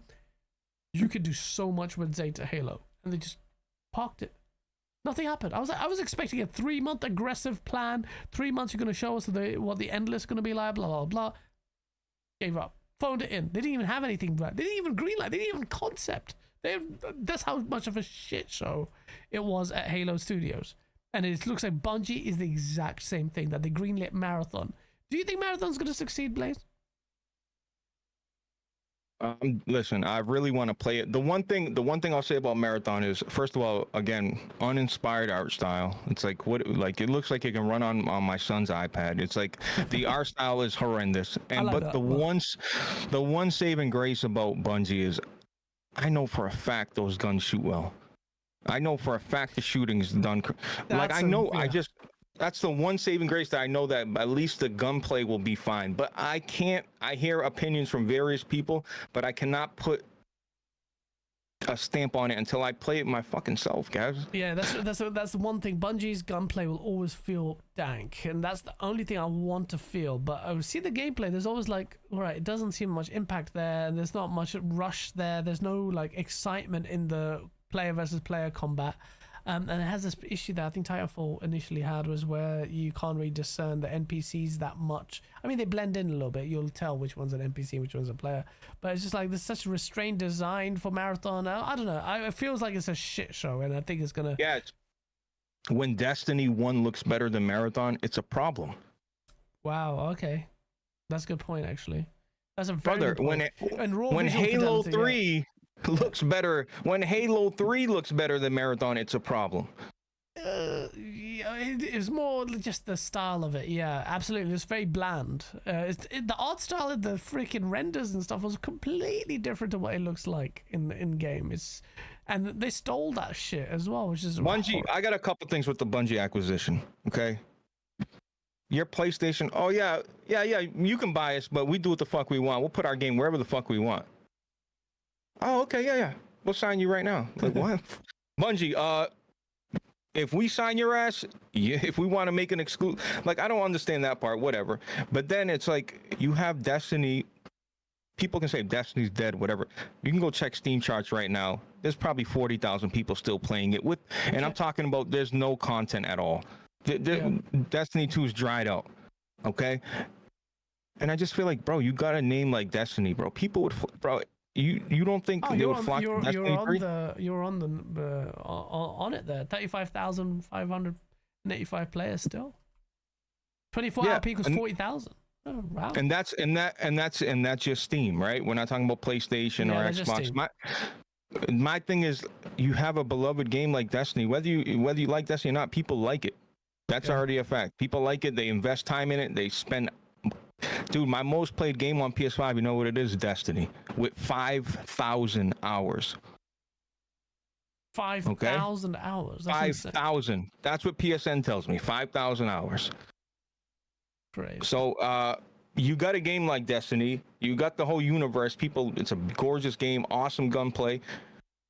And you go make Marathon. You know why, guys? Because the new thing to do now is make an extraction shooter. Helldivers, Tarkovs, you see the Arc Riders, all that bullshit. It's the new thing. That's the new crave right now. Remember that. It's not BR right now. It's extraction shooters. I mean, I'm not against the genre. I'm actually looking forward to playing Arc a lot, because some of the clips I've seen is crazy. Oh, that game's incredible. Have you played it? I played it. Oh, man, my you'd God. so lucky to get into that. If I would have known, I would have, you know, I didn't even think I would have sent you. I had two, because once you play it for it, you can send out 2 codes. But then the problem, you know what the problem with is though? Once you send out 2 codes, then you got to be accepted. It's like, what? Like, dude, get off your fucking high horse, dude. You guys, you know what I mean? Like, that's the shit that pissed me off. And what is it? Arc Raiders? What is it? Arc Raiders, I think. Raiders. That was a key mailer game from 2 years ago. They invited me to play the game, and it's like, when you accept it, will you play it 100%? Yes, I'll play it and then try it, or no, you know, and I remember, like, key mailer is a thing where if you accept something and don't play it, it fucks you. It's like a credit line. If they see you accepted a key and didn't review it or show any, it's like a credit line. You're gonna get fucked. You won't be able to get nothing again. So I decided, I looked at it, I'm like, this looks a lot of jank, man. I'm good. But they went a whole different direction. The game that I was gonna decide to play 2 years ago, whenever it was a completely different game. It was like a co-op, just bullshit ass Destiny clone, it looked like. You know what I mean? But it's a good game. I can send you a screenshot, bro. It's a really gorgeous game. Gorgeous. I need to play that. And the movement's actually pretty awesome, honestly. I saw that as well. That a really good animation movesets in there. It's quite diverse, and I also like the prox chat. Like we were playing Repo with Alex and the Salt Shakers yesterday, and Colt was there, which was a hilarious game. And they had this proximity chat that just were embedded into the world, so basically it just immerses and just can't think at the moment, but basically blends in with the world. So like if you're in a corridor, you can have this Doppler effect of people like screaming, you hear the voices reverberate around and echo around realistically, and it's such a game changer in terms of immersion that Marathon doesn't even have that.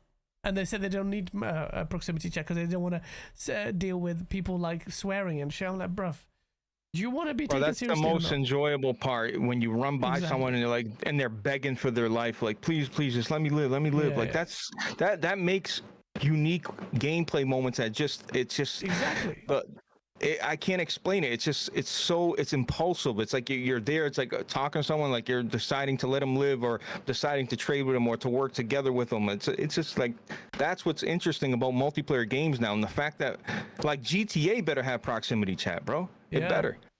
Yeah, man. That's just ridiculous. And the mouth moves when you talk in GTA. I sent you 2 pictures. I've got one, yeah.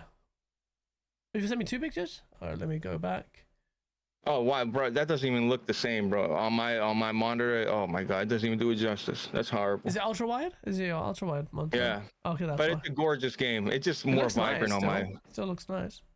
Yeah, it's a gorgeous game. It has a vibe to it. That's just kind of really cool. The music, I don't know how music's super important to me. Like when you're sitting at the menus, music is absolutely just brings you in, and they have great music.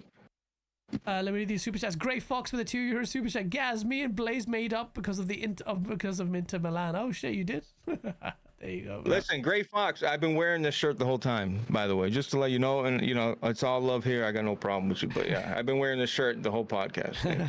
He didn't change halfway through. God Emperor Sofa King with a $2 super chat. Days Gone was done dirty. Got a movie, not a sequel. You got a movie? Gas, can these developers want to be movie stars so bad, bro?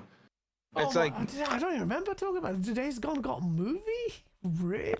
Movie? Days Gone? I'm over the spin-offs, guys. I like what there's a few Fallout. Days Gone? What's another spin-off that from a show or a movie that's good? Fallout, what else? Fallout was really good. Yeah. The Last of Us apparently was really good. With the potato face. It's not. Okay. Yeah, I thought so. The Witcher 3, maybe. The Witcher 3. They rarely hit, is what I'm saying. I actually liked Silent Hill. I actually liked the original Resident Evil with the laser chopping up everyone. That was fun. What else? That's actually good. Halo. No, that was fun, but not a really good Halo. Yeah, it was sacrilege to the Halo lore, but in its own, if you treat it as something separate, you had to treat it as an alien thing, something its own thing. Then yeah, it was good. Champagne, thank you so much for the $2 super sticker. Just want to say Blaze is a real one-based PlayStation guy. I get sometimes I always get these comments like, "Oh, Blaze, the pony's here." I'm like, bruh, Blaze. Every time you've had seen Blaze on my show, he has been nothing but legit and always critical as fuck. What is it that you guys want? And they just don't like anyone who talks PlayStation. And the same thing with me. It's just champagne salute, brother. Listen, I try to be objective and try to be honest. Listen, do I do my Sony shit sometimes? I get in my little propaganda bag and I stop promoting PlayStation, stop talking. But we all do it. It's just it's comfort food. We fall back on it. We talk our PlayStation or our Xbox, but at the end of the day, bro, we just want good games. That's all we really want. Yeah. We want good games. I don't care. There's no. I was just telling you this, guys. There's no way in hell. Okay, I bought a Switch because they're putting out the bootleg Bloodborne on the Switch. I have to go see it, no matter what. Even though my Switch is collecting dust somewhere, I have to purchase a Switch for multiple reasons. You know, I'm a content creator, but like I want to play it. I have to see it, and I'm not gonna never play a game because it uses an Xbox controller or it uses that's ridiculous. That's just childish shit to me, bro. Yeah. Like I'm always gonna play the game. I'm gonna follow the games wherever they go. That's it. Yeah, that's it. I actually remembered. When is the Duskbloods coming out? They didn't give it. It's coming out, but I don't think they gave an official. But Metroid Prime, I'm on that. Metroid Prime, yeah. And this is the end of Nintendo. Mark my words. No creative bone in their body, guys. They release a Switch 2, and it's like people are praising it for all the wrong. 4K HDR. All the things Nintendo's never given a fuck about. Yeah. It's non-Nintendo. Blaze, I'm playing your video here. Just your reactions are so funny. This is Blaze's video on his channel. Concord is trash is the title. It's the latest video, the last video. That is there sound? Let me put sound on. Yeah, you gotta hit it, but run it back. Run it back. Let me play this. A lot more of this game come next year. Next year, so I wait till next year to hear more about that one. Okay, well, very exciting that this has evolved, and I mean, that concept art looks incredible. Is there copyright music on this? Yeah, it might be. That doesn't matter. No, yeah, but why you? Yeah, whatever. Who cares, man? That's fine. I'm slowly drifting to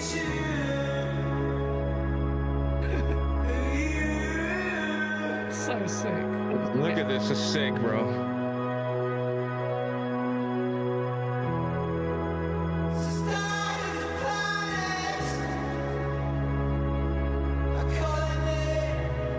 What a sick tune you picked. Right? Yeah, man.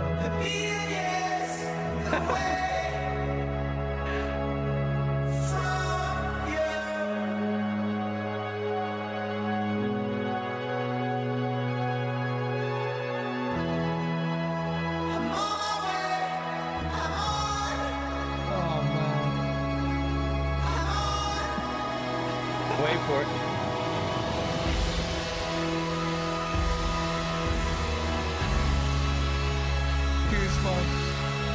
Come on, man. Oh, man.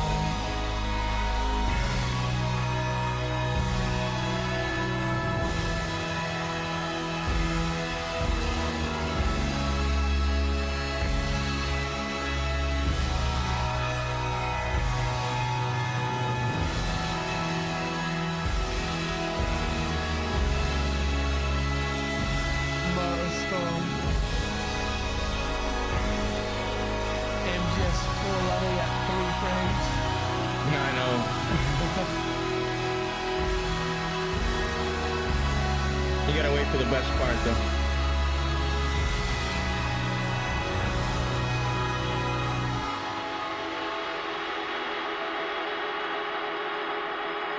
Oh, man. You see it, Red. I wasn't a big fan of Resistance.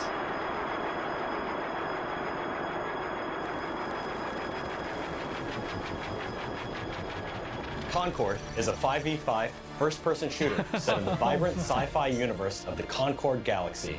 In Concord, from the moment you log on, you are part of the crew of the North Star, a group of guns for hire known in our galaxy as Free Gunners. Free Gunners are those lucky enough to be free to roam the stars.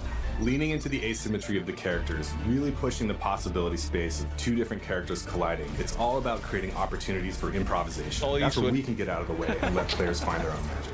We also... That was a sick transition there. That's a really nice transition effect. I like the chromatic aberration you applied there. Yeah, like I'm dazed, you know? Yeah, that's really good. Shout out to Blaze. They did some sick. He doesn't edit videos, but when he does, shit, man. Not bad, huh? Not bad. Very emotional, man. I felt that music and the editing. Bro, the goosebumps, that's the whole point. When you said you got goosebumps, I really, like, I felt that. I'm like, nah, this has got to make, you got to feel this. Like, some, like, the music, the right music and the right scenes and the way you cut it was, bro, that felt a certain way. Even the chromatic aberration that you used to make it, you know, your sleep and having that kind of, that's a very good touch, man. I'm glad you see that, because a lot of people don't even, like, you know what I mean? I don't know if they catch it. Bro, if I said what I said, people think I'm just a pretentious cock. I'm an amateur freaking video editor. I learn on the fly, but people don't. I'm astounded that people can't even pick up on. You're the goat at it, though. That's your lane, bro. You creating, making, like, honestly, watching your videos really, like, inspired me. Like, damn, bro. Like, let me fucking put my head down and try to make, like, really, seriously, you are, like, when it comes to creating videos from scratch, like, unique videos that make you, like, feel some type of, either you're pissed or you're laughing. Like, I'm telling you, man, like, you're that's what you do. That's your avenue. You're the goat at that shit, bro. I appreciate that, man. I really appreciate that. I feel like I tried to, you know, when El Presador and Solid Rev, that's how I kind of grew up with. And I always wanted to take things to a little bit next level when it comes to editing. But that was really good.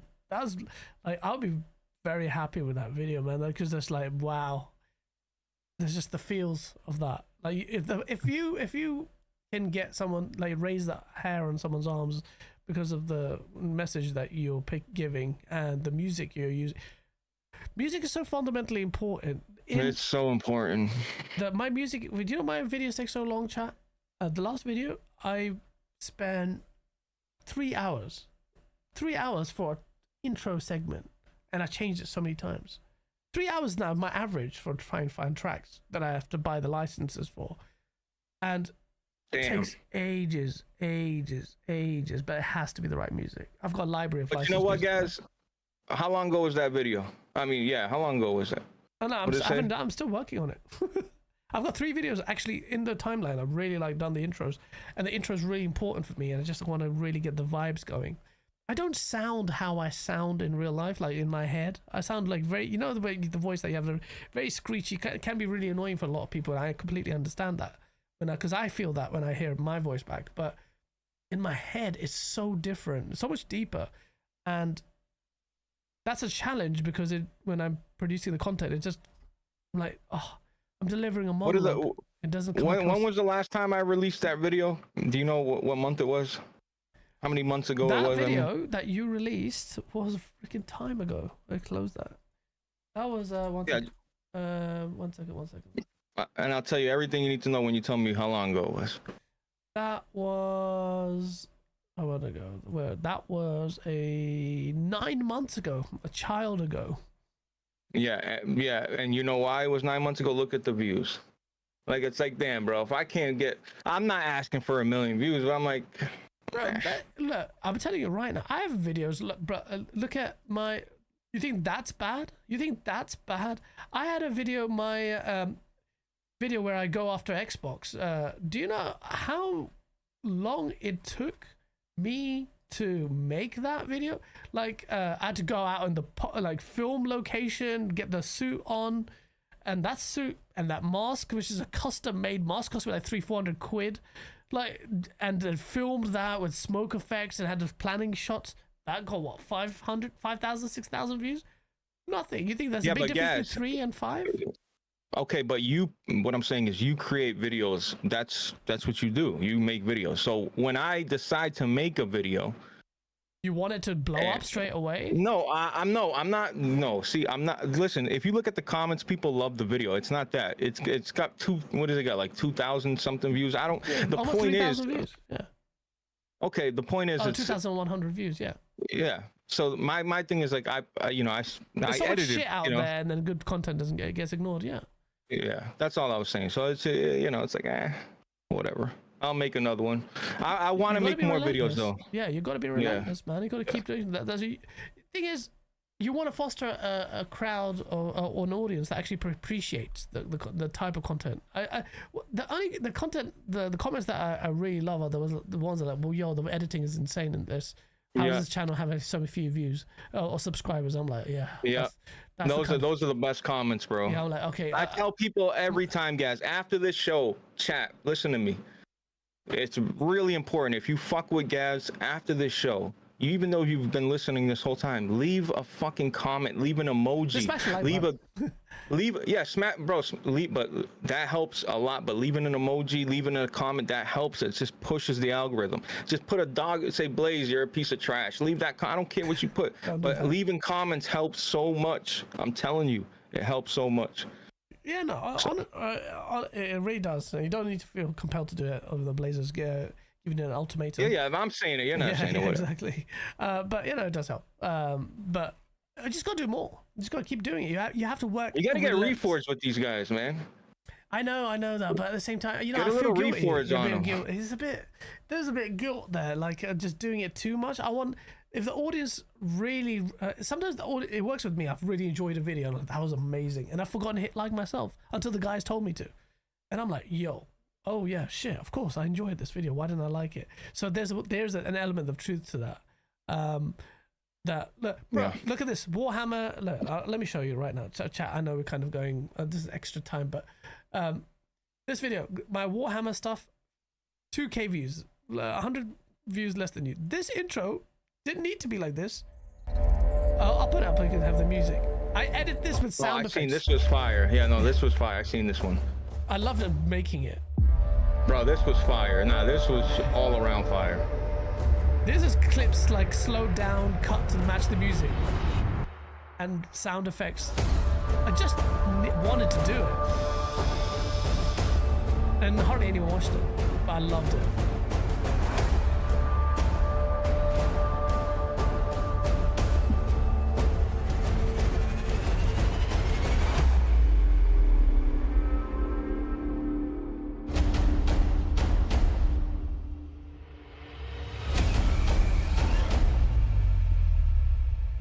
I love Warhammer. Come on, bro. What a dope universe, huh?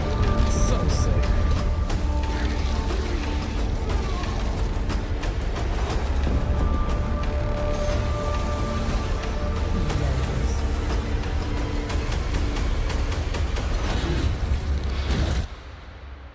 So cool. Space. Warhammer is so sick. I love Warhammer. Underrated game, bro. That's enough. Warhammer. I treat Warhammer like Killzone. Same type of interesting ass zone. Just like it's so rare. It's so different. It's not very like from the all the landscape is full of like trying to go for like colorful, bright, vibrant shit. Then you've got grimdark, which is just dark. Even the story's dark. Babies turned into switches and stuff. That's what really happens in Warhammer. My friend's a Warhammer fiend, and he follows it. He does the figurines, and the stories is so deep. I can't get into it now. That's dope. Yeah, it's mad. It's like you'll see it's like skulls for like switches and stuff, and babies being. That's actually human beings. They're just like the world is just so dark in Warhammer that if you don't perform well, you get turned into a light switch, a really beautiful, really ornate skull that you will see in there. That's a human skull, or babies just turn into slave labor. You'll see a lot of babies with skulls, or this skull like grafted onto them, and they're just becoming labor. Like they're in diapers, they got wings, or they're like that. It's like what the fuck? So good, so good. That kind of like you don't see that kind of story. So that's what Killzone, also dark. Really different. Also selling this kind of Callisto Protocol is another game I'm going to play right when I'm done with Doom. I'm going back and playing. That's another game that underappreciated, got shit on for the wrong reasons. Can't wait to go back and play that. That's UE4, guys. That was even UE5. That's how amazing you understand that. That was UE5. That was UE4, and they did that. Right. and it was amazing. I think they spent their budget so heavily on it, unfortunately, that they just tanked it. But the thing is, I understand why it flopped, because when the beginning, I hated my experience with it, because I was so spoilt by getting modern game design, and I was like, why am I getting murked for stuff I didn't even do wrong? Like, you'd open a locker and you just get little worm would come after you, or that stupid piece that still annoys me is across the map from the eggs comes the head. Oh, I was like, bro, that's miles away. I literally peeked around the corner. I can't do anything. And then it took me a while to realize. I was like, oh, you know what? The game wants you to feel that, because there's no way, not always like in movies, you're gonna come out scot-free. No one just has a perfect run. You need to suffer. You have to go through it. There's like, oh, you open the box, you're gonna murk. That's what they're going for. They're trying to change the whole custom that people like. You have to be completely unscathed. Callisto's music, the OTS, with the girl singing. Yeah. Oh my god, and fire. Bro, I was so. It reminded me of the thing, when at the end of the kid's bed. Oh, I think you're talking about the little kid's bedroom. You see? No, not that. Why was the little kid's bedroom? You didn't see that? Like it looks like a child's bedroom, and there's that the music's actually that we're talking about is playing on a little radio or whatever. You don't remember that? I think so, but really? Yeah, that's dope. But at the end, near the end of it, you come out the facility in the snowy area, and I think you have to like get into a vehicle, and I was so shook to come out of. Just because it was more open, I was just scared. I was like unnerved. I was like, "Yo, this is crazy."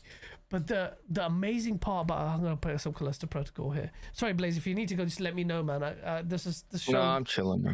I'm chilling, bro. I'm sorry. I love. You know, I might just go back to Callisto Protocol as well, man. It's such a good game.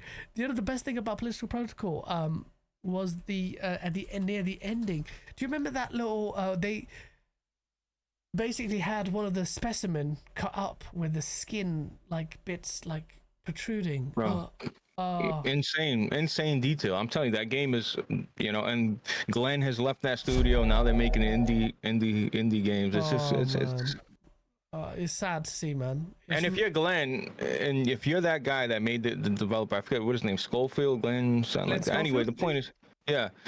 If you're him and you make a game like that, like a mature game that people have been clamoring for, right? Like, and he, and I just feel like he's like, what the fuck else do I got to do? You know what I mean? Like, what else you guys want me to do? Yeah, man. I don't sleep on this chat. This game is amazing. I'm putting it up on the screen now. It's so good, man. There's the story premise of it, as well as like what I don't know, spoiler actually territory of what's happening with the aliens and how they were created. I was like, yo, it is so dark, the story. But there was this bit, this is not spoiler territory. I'm going to show you.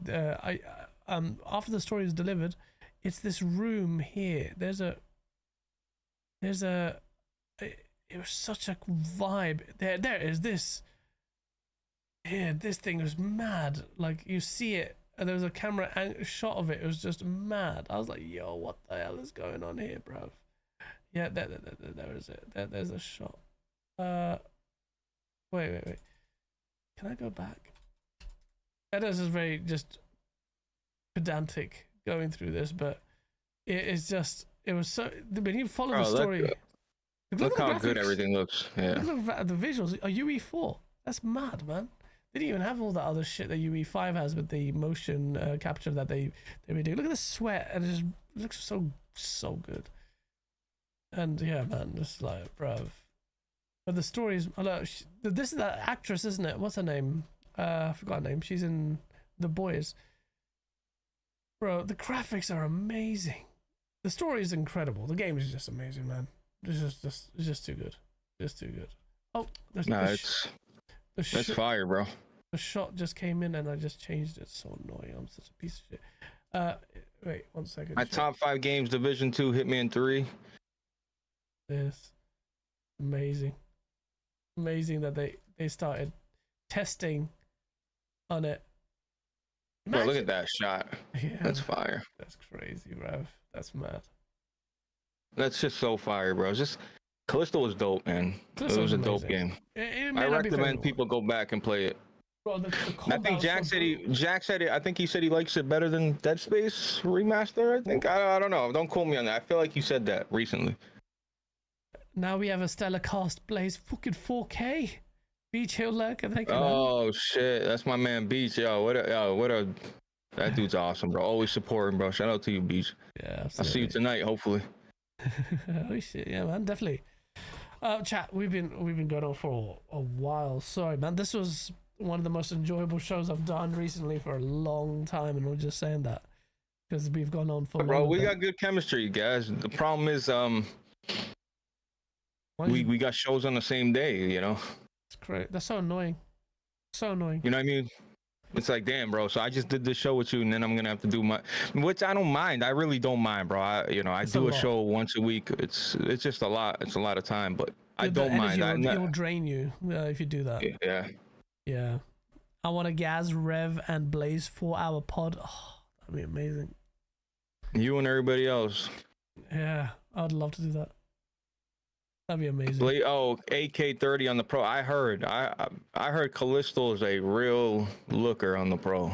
8K30 on the Pro, really? 8K? Yeah. Oh shit, that's crazy.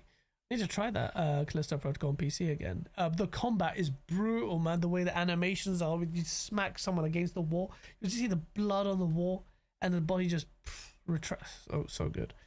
Ah, man, it's such a shame. Some good game. That's one of those like big, like the examples of games that failed commercially, which I felt like deserved more love. And there are not that many games I think that I can think of that are in that bracket actually. But anyway, some of my favorite games are failures. So which ones can you name? At least 3 before you go. Yeah, Breakpoint, Ghost Recon, Breakpoint, bro. That game, if you boot that shit up on your PC, it's from PS4 to PC. I mean, it's a different game. Is it really? That game. Oh my god, that game. Stuff. Oh man, that game is so good looking. Oh damn. Okay. Yeah, Callisto's definitely another one. There was, hold on, let me look. I made a list of like bad. Oh, Days Gone. Oh yeah. There you go. Like just the Order, like I don't. Order was disgusting. The Order, listen, I understand why. Yeah, I know why it got critiqued to hell, but you know, at the same time, I do like. Again, what interests me is the time period, the setting, the vampires. It could have been so much more, but you know, it was more of a fucking. It was a tech demo. You know what I mean? It was a tech demo. It was crazy. But it was awesome. Yeah, it was crazy how much of a like they missold the story. Well, they just stupid. The story was stupid. But they didn't even actually do the whole vampire thing justice. So I was like, bro, you could have led with that. Like, why did you do that? Like, instead of fighting the whole werewolf thing or whatever it was, the QTE, the recycled boss. I was like, what the hell? But to this day, still one of the most incredibly visually impressive titles that look insane. And I remember I gave it a review. I gave it 4 out of 10. I said this is actually insultingly bad in terms of game design, and I still don't understand how this got past. And I was going after Andrew Pacino, who's the developer behind it, on socials, who was just glazing everyone who liked the game and said, yeah, you guys don't understand my game. I'm like, what is there to understand with your shitty rudimentary AI, your absolutely horrendous 3 gens old stealth section and all sorts? And I was like, you just completely don't know what makes a good game. But you did so much work on some incredible areas, like incredible sound, incredible voice acting, incredible visuals, and you built an atmosphere that was really tangible. And then the vampire story is even told. I'm like, bruh, what are you doing? Like, it makes no sense. But there's like, you need to learn some very hard lessons, and then you can make a really good second game. But that never happened. They ended up making some weird kiddie game, and then they shut down. And yeah, we're in the era, guys, of if your game does not hit the stratosphere of fucking Metacritic scores, your chances are you won't see that franchise ever again. Yeah, if you're AAA or AA in the case of case of thingy, what's it called? In the case of. But it's okay. I'm with the AA. Get more RoboCop DLCs coming. We got Lives of P DLC coming. We got some. Oh, just before we go, Liza P, bro.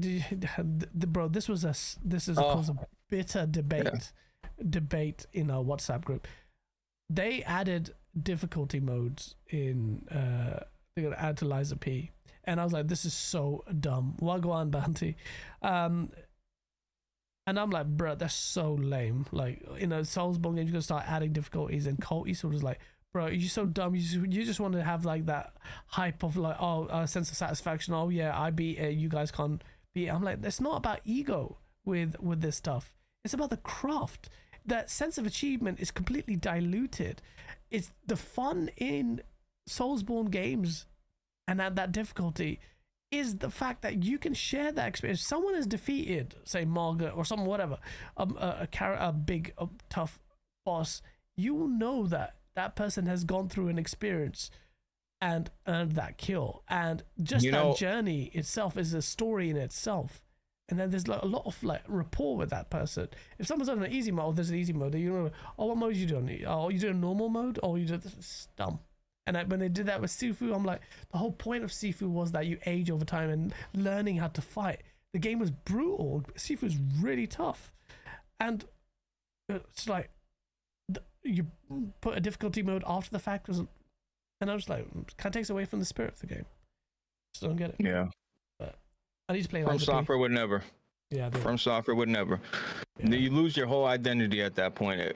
Kazan did that, which I played, which is a good game that came out this year. But I feel like it's not even that. It's just like you lose your whole identity. Liza P is a challenging game. The writing was on the wall for Liza P because the game came out and then people were complaining it was too hard and they nerfed it. If you remember that, they actually went and nerfed a lot of the bosses in the game and made it easier. So, and now they're adding difficulty options to make your game more accessible. It's like, at that point, it's just like, I feel like you lose you lose your identity. That's the best way to say it. Like, Liza P was a great game. If it's not, putting an easy mode on, I see people still struggling on easy mode on Kazan or normal mode. So it's like, there's people that love these type of games, there's people that don't because they're difficult. But like that's what makes your game. That's like Returnal putting an easy mode. Like, yeah, why would you do that? I just don't understand it. Yeah, I don't understand it. It's just like oh no, not every game has to be for you. I'm like, yeah, exactly. Like, so you don't need to play it. Like, the game doesn't have to cater for you. The whole idea, the identities, you're absolutely right. Your identity is like in the difficulty or the experience you've fostered, so that you demand a certain play style or a certain amount of skill level, or just learning and appreciating what the game is about. If you take that away, then you're like any other game. A game developer shouldn't feel like they're pressured to do that. And if that happens, then it's a real shame that takes away from the art. And I feel like the success of Elden Ring and a lot of Soulsborne genre games should really dissuade developers from capitulating and going into adding easy mode and stuff. But I understand for Sifu and Kazan, maybe they were like, all right, but we're not really benefiting from the kind of player numbers we thought we would, based on this. So we'll have to, maybe because people really liked our art style, like it with and what the game looked like with Kazan and Sifu. Sifu looks brilliant. That the difficulty really did put a lot of people off, because I think like there was a figure suggested that hardly like 20% people who bought the game progressed after the first level or some shit like that. And I'm like, rah. So it's a balance. But yes, my thing, we can end it here. Don't make a game like that if you're gonna put like, you know what I mean? What's the point of making a game like that? That's all. Like it doesn't. I don't understand it. Then just make an action art. You know what I mean? Like, I don't understand it. It just doesn't make. Don't make a Soulsborne game if you're gonna put handicaps. You know, I just don't get it. It doesn't make any sense to me. Why make a game like that? You know what I mean? All the good publicity Liza P got. It's a damn shame that, you know, now people over here, you know, talking about, oh, fuck that game, fuck the DLC. It's like, come on, that's. Because it's a great game. It's really one of the surprises of this generation. Liza P was, so. Yeah, I need to play that. Pizza, it's at 9:40 tonight Eastern time. Yeah, so tell everyone what's happening. 9 p.m. tonight. What are you doing? Yeah, 9:40 Eastern time. Solidcast will be live. Me, my boy Meds, Jack Move Johnny, and RGT85. I don't know if you guys know him. You guys should know him. Great channel. Great people. Great people, solid dude. So we'll be live at 9:40 Eastern time, and yeah, catch us then. Absolutely, man. Thank you, Blaze, bro. You smashed it, man. As always, thank you. It was just Really grateful for you coming on, man. Bro, this is like me in the Discord with you. It's just amazing. Really. I was just so That's chilled. all it is. Such a good. Yeah, it's a chill, bro. Try, guys. I would feel if I was. How long we've been running for? We've been running for nearly 4 hours or 3.5 hours. Oh. All right, guys. Yes. 3 hours. You see how much I love you, bro. This is like, bro. It's insane. This is like just having a conversation in the Discord with you, bro. I'm telling you, it's nothing, bro. It's amazing. And you have a cool chat. Listen, I know your chat likes to give me a hard time because I got a fucking PlayStation light here, but I also got an Xbox light right here. You know what I mean? Like, Xbox is dead. Yeah. Get rid of it. But no, it's always a good time, bro. Listen, I like to when people hate me, I like to prove them wrong. It's like you don't really hate me. You just hate my opinions on what I play. That's it. You don't really hate me. Exactly. But what are you gonna do? But shout out to the chat. And guys, like I said, you need to return this favor in a month. Let me know consecutively. I'll enjoy doing it, but yeah, consecutive. I'm there anytime you want. Nah, you don't got to be consecutive. But I just know, guys, it's not because I want to do it. I want you there. You got to. It's not about. And I want to be there. I want you there. Right. That's it. That's why it's consecutive, because I want to be there. If you'll have me consecutively. Right. Absolutely, bro. You already know. Oh man, mad love everyone. Smash the like button if you're still there. Spotify and other places. I will put this one up, not last week because the audio was duplicated. But thank you everyone, and we'll see you next week. Peace.